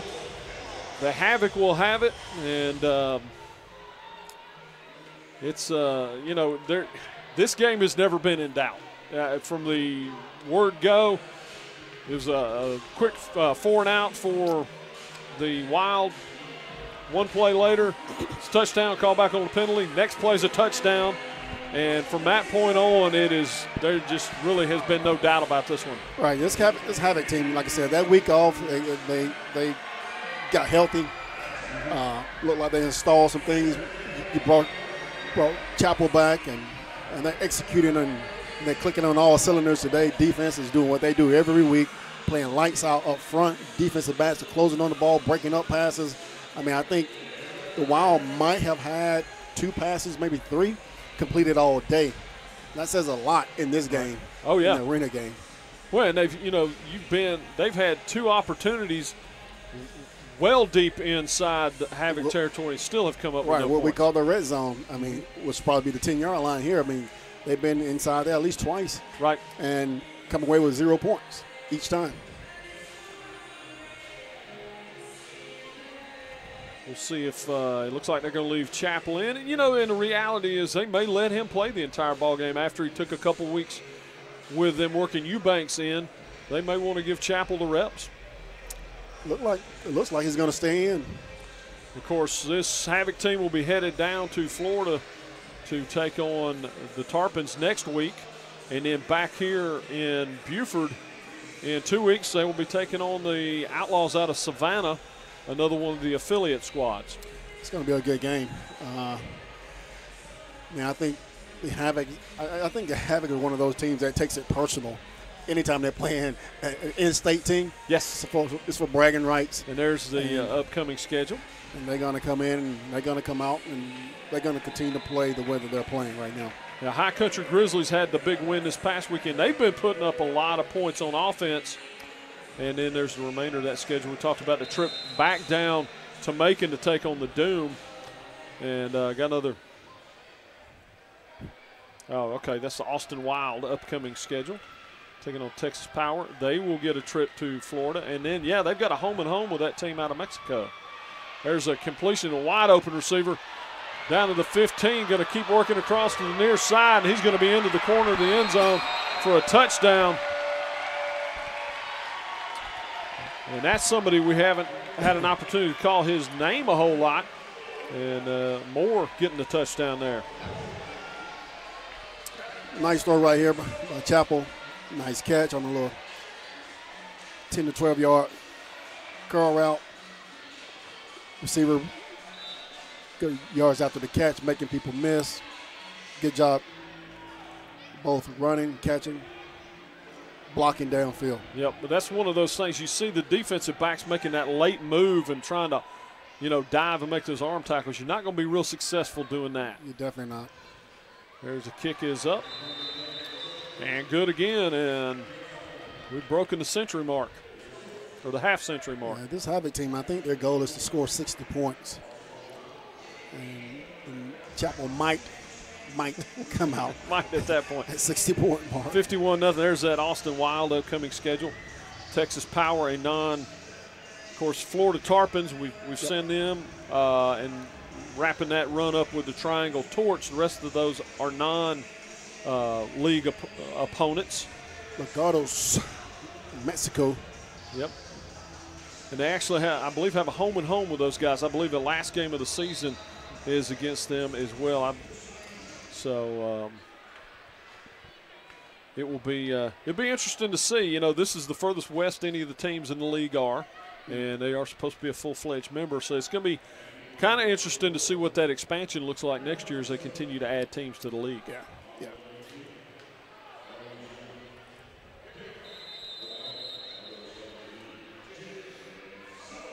And be kicking off again. And how many kickoffs have we had today? Well, it's been a bunch. That was a good number. Yeah, that's going to be out of play, and that'll come out to the 20. 51-0.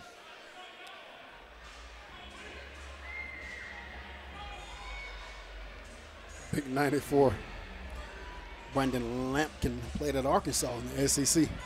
Yeah, I tell you what, he is a big guy, but he is a physical specimen too. It's not just one of those. Yeah, you got some of those guys that are just big. That's not the case with him. He's big and he's an athlete. Yeah, he's a big guy. I tell you, also, A.J. Harmon, number 90 for the Havoc, played at University of Georgia.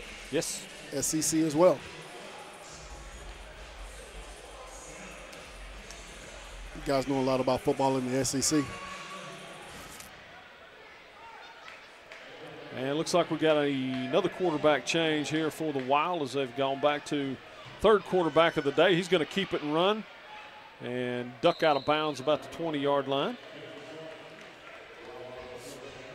And I guess when they kind of extend that ball out over that is kind of giving themselves up. I think that means it's going to be out of bounds. But the clock keeps running. And that is Travis Martin back in at quarterback. We saw him for that last series of the first half. They showed a little bit of rhythm. As you know, it's very important to the Wild to not get shut out in this ball game. That is very true. Martin going to take the snap, got pressure coming his way, and they're going to dive and get him. He's going to be almost intercepted. I was surprised he was able to get that ball away. Yeah, he did a good job of getting rid of it. I mean, they had him. I thought he was practically almost down. Yeah, I'm almost surprised that they didn't. It needed like it was down already. But I don't know. Obviously not. Do not have it in the grasp like they do in the NFL, that's for certain. Don't get me to talking about the NFL and their quarterback protection rules. Yes, it is very different than what we see here. There's a bad snap. Well, really wasn't a snap, just kind of mishandled it and had to turn around and throw it out of bounds quickly. You know, when you talk about the NFL and you look at all these quarterbacks and the stats they're putting up now, I mean, you can easily put those stats up when you can't hit the quarterback and when you can't jam the receiver, when you can't do this or you can't do that. So, though, I don't buy into all the stats that these guys are putting up now.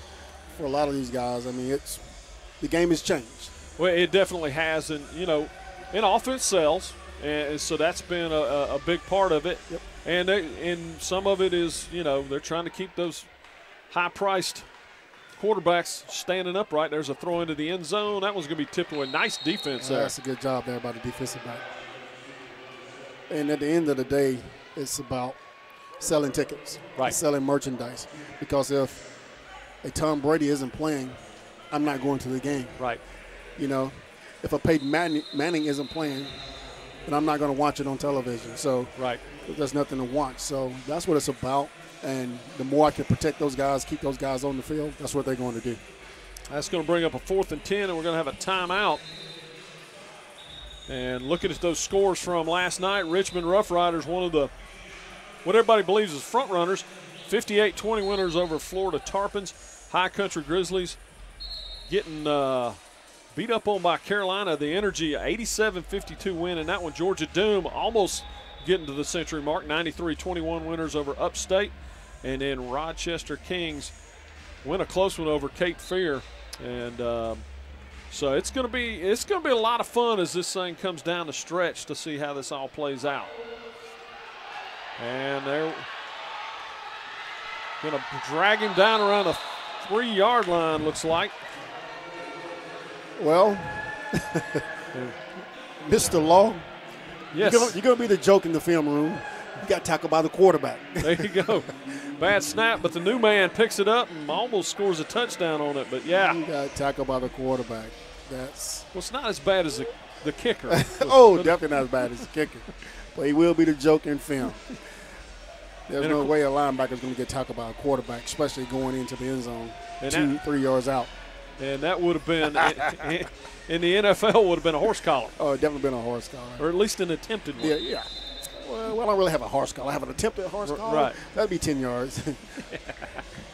So that's going to set the Havoc up with a 1st and goal from about looks like maybe the 2-yard line. And we'll see if Eubanks is in. Yeah. Going to turn around and hand it off to a new running back in there as well as they bring in Larry Ford, the defensive lineman, and let him get a touchdown. Yeah, that was a big guy. Not too many don't want to tackle him. No, I'm not sure. That's what they call, like Deion Sanders would have said, a business decision. Yeah. The Wild, that play there tells you they're giving up already. They're done. Yep. Just watch the mechanics. I mean, that's poor. The read's always going to go inside out. They know you don't read outside in. Well, and, you know, one of the things that when you're a player in this situation, there's a snap and a kick by Salmon's up and good. You know, one of the things you got to keep in mind, and it's tough when you're getting physically beaten like this, but a lot of people look at these films. Yeah.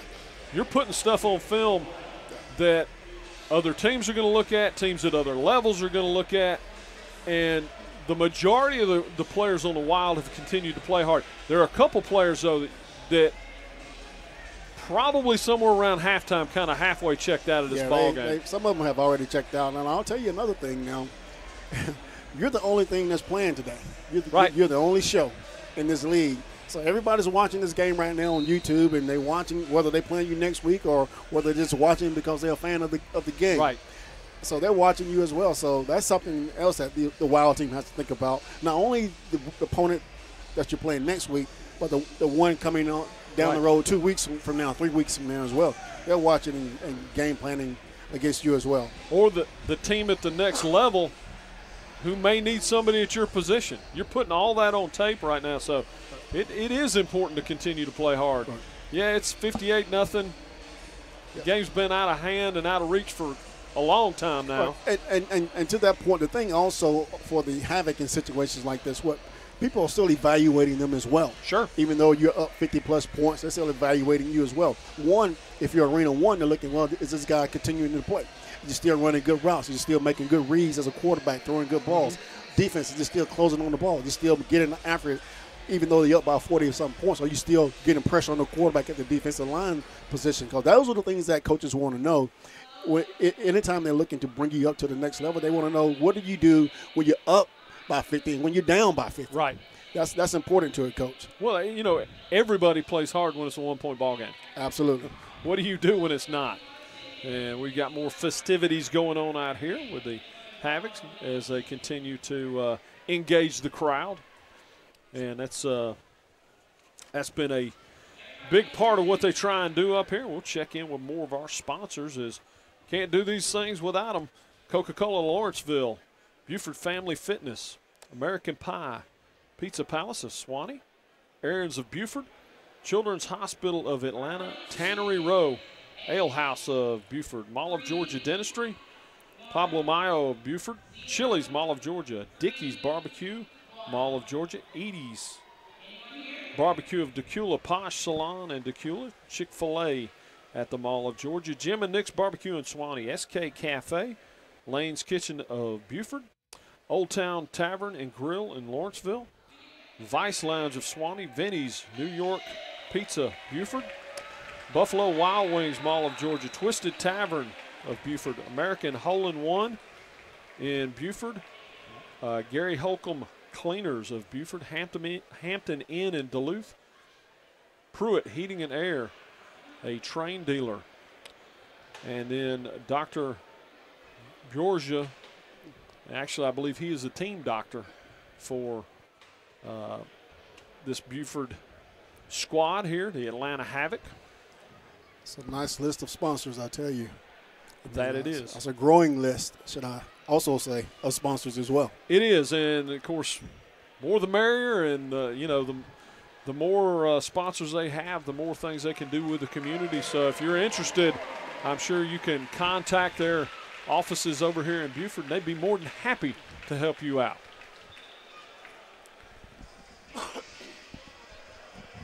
Because none of this happens, I don't care whether you're doing, it doesn't matter what level you're doing a broadcast at or playing ball at, without the sponsors, it just doesn't happen. Right.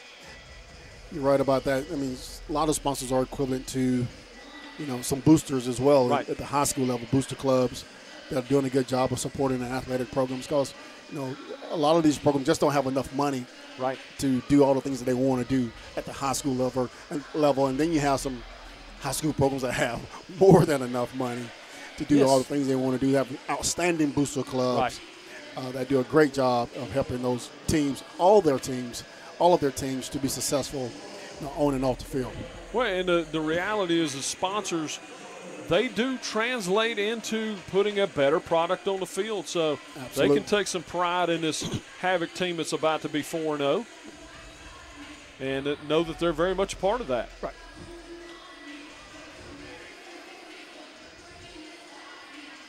When you're sponsoring a brand that's committed to excellence, that's committed to doing things the right way, that's committed to being a winning organization. Exactly.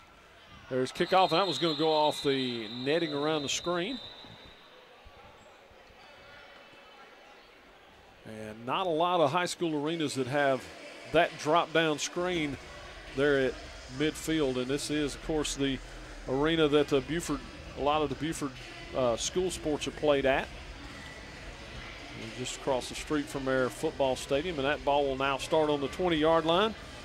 We're down to 9:33 to go in the ball game, and probably can't end quick enough if you are a member of the Austin Wild. Yeah, I mean, both teams at this point just looking to get out of here injury-free. At this point, you just want to get the game over. Don't want anybody else to get hurt, and just move on to next week. And it will be very interesting as they go on the longest road trip of the year, I would say, for the Havoc, that headed down to take the Tarpons on, but a rematch game. So that'll be an interesting dynamic. There's snap quick hitter, and that has been successful here recently. Another great tackle by the Havoc squad. It's a good throw and catch. Excellent tackle. I mean, you make the catch, he goes 0 yards after the catch. And that's what you see, and that's Lewis on the tackle. They close well, and they tackle, and it was, you saw it the other side of that on the long run by the Havoc there, where the Wild missing some opportunities. And looking to make that quick hitter, and there's that pressure again, and they just gobble him up.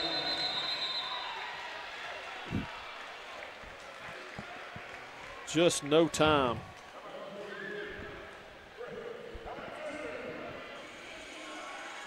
And wow, he just doesn't have any time to even look downfield to even attempt to make the throw. Nope, Fred Alexander making that tackle. 58-0. 8 minutes. Yes, and you're looking at 3rd and 11. So this is the part where they pin their ears back. I mean, what play do you have for 58-0 in your playbook? Yeah, they have had no answers there, and that's good job of clogging that up over on the far side by the Havoc defense. And it looks like a player for the Wild may have been a little shook up. Lost his helmet there.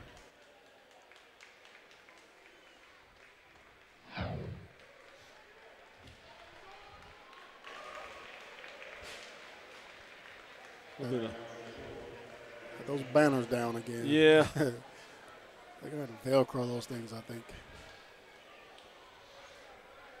And I tell you, this one has not been as chippy as a couple of the had a couple moments, but yeah, a couple of these games, especially the one 2 weeks ago, was really chippy. Yes, it was. Between the Havoc and the Torch. Of course, familiarity will do that.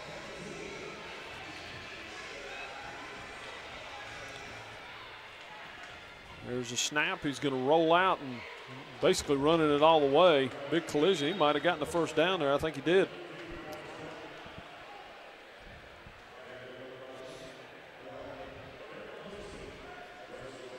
And that is a rare first down for the Wild. Austin, Texas. Yep. I'm sure they probably flew down, I would assume. I would think so. That's a hike right there. But Martin has done a pretty good job of moving the team. We saw a little glimpse of that right before halftime when he came in there for that last drive. And then they experimented a little bit with Tenson. He's been there, probably their best quarterback tonight. Take the snap, going to look to go down, and there on Did the he hold board. on? Nope, couldn't. Made that collision with the back line back there and couldn't hold on to it. But a nice throw, however, by Martin. But Young just couldn't hold on to it.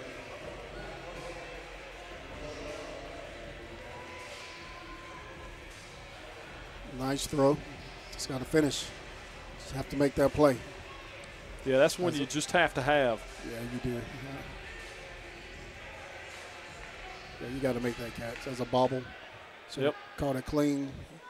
And the defense was not in bad position on that one. There's another throw to the corner. And that will send the ball over on downs, I think. Or is that? No, it's fourth down. Okay, I completely. First down. Yeah. Yep. It's third down now. Third down now. Yeah.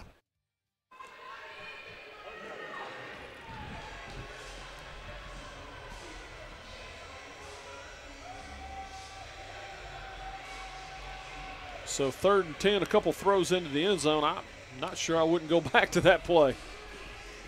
That's a good-looking play. But definitely there the first time. Down to 5:15. If they're taking their time, they don't mind that clock ticking away here.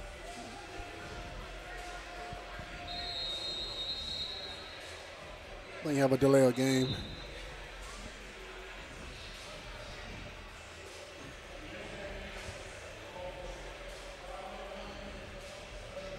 And that'll back them all the way up to midfield.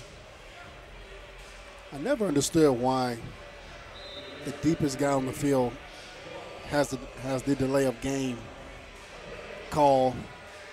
You know, he has a timer. Right. I never understood that. You would think that it would be up here around even the referee would make that call, but he doesn't. Going to run it, and they're going to drag him down after he got the penalty yardage back. That'll bring up a 4th and 10.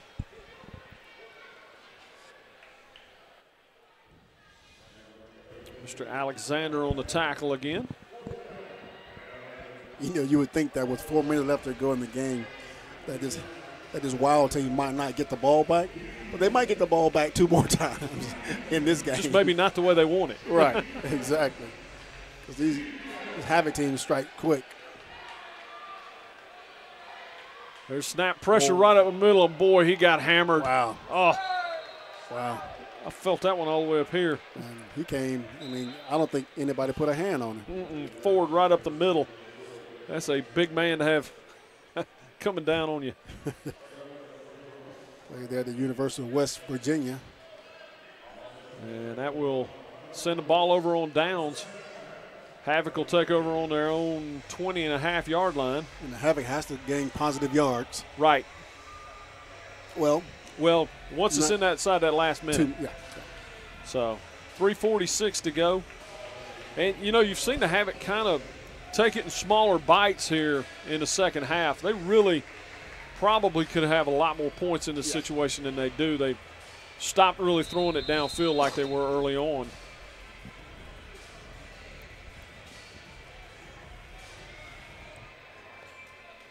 And Michael Eubanks back in at quarterback now for the Havoc. And we'll see, you know, with the quarterback change, that may flip back. They may want to see him throw some deep stuff here. Well, they're not putting him in the game just to hand the ball off. Exactly. So exactly. They want to see him get some work in as well. And look like he's about to go to work the first play. Eubanks takes a snap, going to drop back and kind of double clutch. He's going to throw back across his body. And he was open the first time. Yes, he was. And that's been the thing with Eubanks right there. I mean, he's open now and get the ball to him now. It's what we call stick him now. When the guy comes open, stick him now, get the ball on and glue it to his chest right now. But he hesitated, pulled it back down, threw it in completion. And really that has been the biggest difference between him and Chappell is Chappell's decision making has just been quicker here in the early part of the season. And that's all you're talking about is decision making. And and that will come with time with Eubanks. And trusting that first thought. He was right. Just throw it. Just let it go. Once again, double clutching. Got a penalty flag down now. Going to try a man down around the 2-yard line. Can't convert that. You can't pat the ball twice in this league while guys are running across the field. Right. I mean, they're going to run out of space eventually. You just don't have that much room. You just don't have that much room, and you don't have that much time. So those are the little things that he has to work on. But I think once he fixes those things, and he's going to be fine. He has the arm. He has a big arm. He's a big kid. Yeah, he can make a lot happen with his legs, and penalty on the Havoc anyhow. And that that's the difference is he's got time to pat the ball twice. This is true. He definitely has time to pat it, maybe 3 times. Right. If you're playing the Havoc, you don't have time to barely have time to get the ball. Yes. Eubanks dropping back. That's a better decision. Yes, Let's see what the result is. That's the touchdown. Result. Great decision. Saw it the first time. Released the ball the first time. The result, 6 points. That's how you play the game. Lewis Sr., Ron Lewis Sr. with the touchdown. Watch his delivery. He comes back. He drops. See it now. Boom. No second guessing. No padding. Throw the ball. Goes in for 6. That's how you play the game. And that's just a comfort level. And that's it. And we've seen it too. He's been sitting on the bench all game. It is different coming in like that. And we've seen him, heat up as the games go on. And that part is true. But the thing what we're talking about is a mechanical thing. Right. Your mechanics should be the same whether you're coming in at the end of the game or you're starting the game. Your mechanics should still be the same. And that time he did everything right in the right way. And the result, when you do things the right way, 6 points. And Simon will try and make it 7.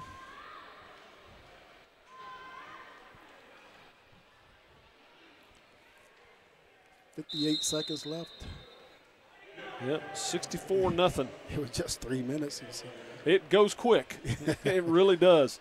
That's the hardest part about trying to make a comeback in this league with that running clock. Makes it very difficult. Short field helps, but the running clock kind of offsets that. And true as always, Mr. Salmon makes it a 65-point lead. Wow.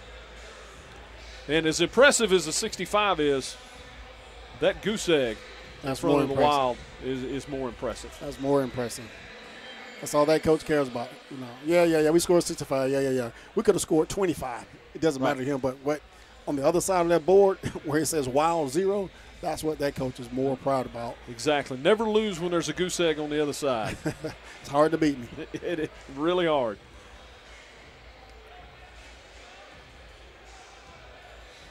And they'll kick it off again they went back to a full minute on the clock.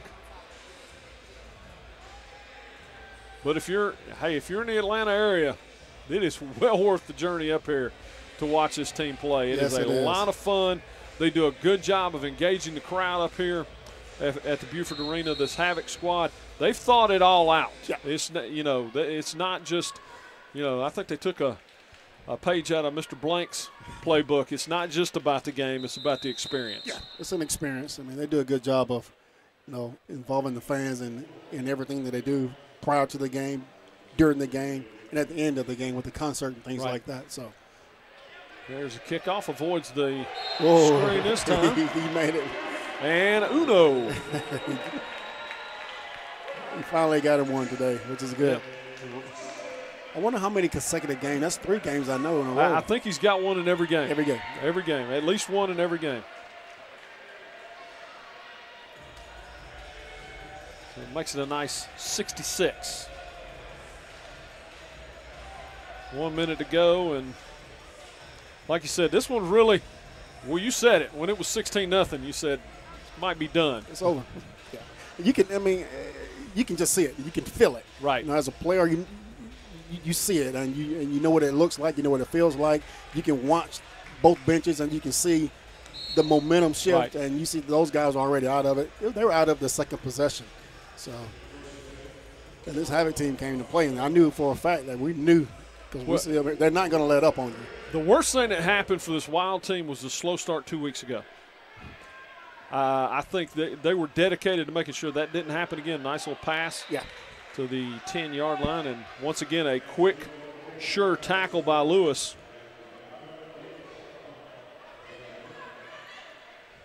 you know, had that game gone differently, had they had a big, easy win in that one, they might not have had their full attention coming into this ball game. They felt like they had something to prove to themselves, and that showed from the word go today. That's a good point. Going to bring up a 2nd and 5. Pressure coming. He gets rid of it. That's a dangerous pass. Yeah, it is. He's trying to run a hitch and go. If you see the quarterback, he roll his shoulders and he's going to,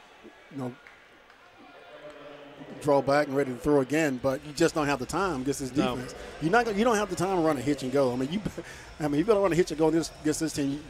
Your first move is going to be as soon as you catch the ball, and then you take maybe a half a step or another step and get rid of the ball. Right. But to take as many steps as he took then, trying to get rid of the ball against this defensive front that puts a lot of pressure vertically, it's not going to happen. Well, it's so difficult. You don't have time to go long. The defensive backs close with such a rate that the little out passes don't work.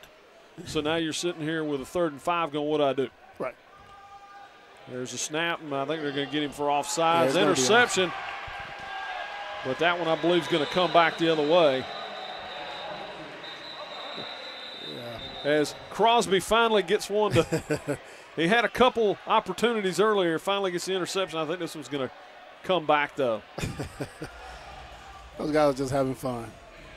They don't care if it's coming back. They know it's coming back. They're just having a good time right now. And that's what you want them to do. Well, that's it. And this team has a lot of fun playing together.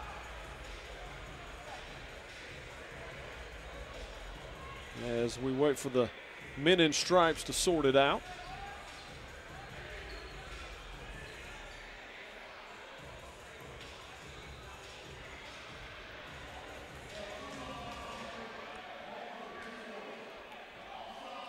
Two fouls, I think he said. Yep. Offsides and unsportsmanlike conduct. That's the one that's going to be enforced. Yep, and that's the one that's going to have the coach the most upset. Yeah, and that's automatic first down as well. As Ford just kind of mistimed his. I didn't see the personal foul. I never did see the personal foul. It could have been away from the ball. Could have been, yeah. At any rate, that will take those 7 points off the board. You see the offsides call there. Let's see where there's a. I never saw another flag. Yeah. I didn't see it. Obviously, it probably was back upfield somewhere. So first down at midfield for the Wild with 11.7 seconds to go. There's snap. Here comes the pressure again. He's going to step away from it, and Mr. Ford's going to get a hand on him. And somehow he pulled out of that, and they hit him from behind. They're going to score anyway. And they may score anyhow. He's trying to pitch it. He did pitch it.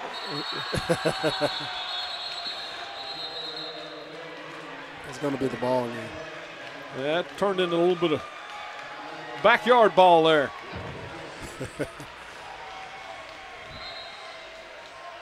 He did a good job of avoiding the rush, but you're only gonna avoid it so long.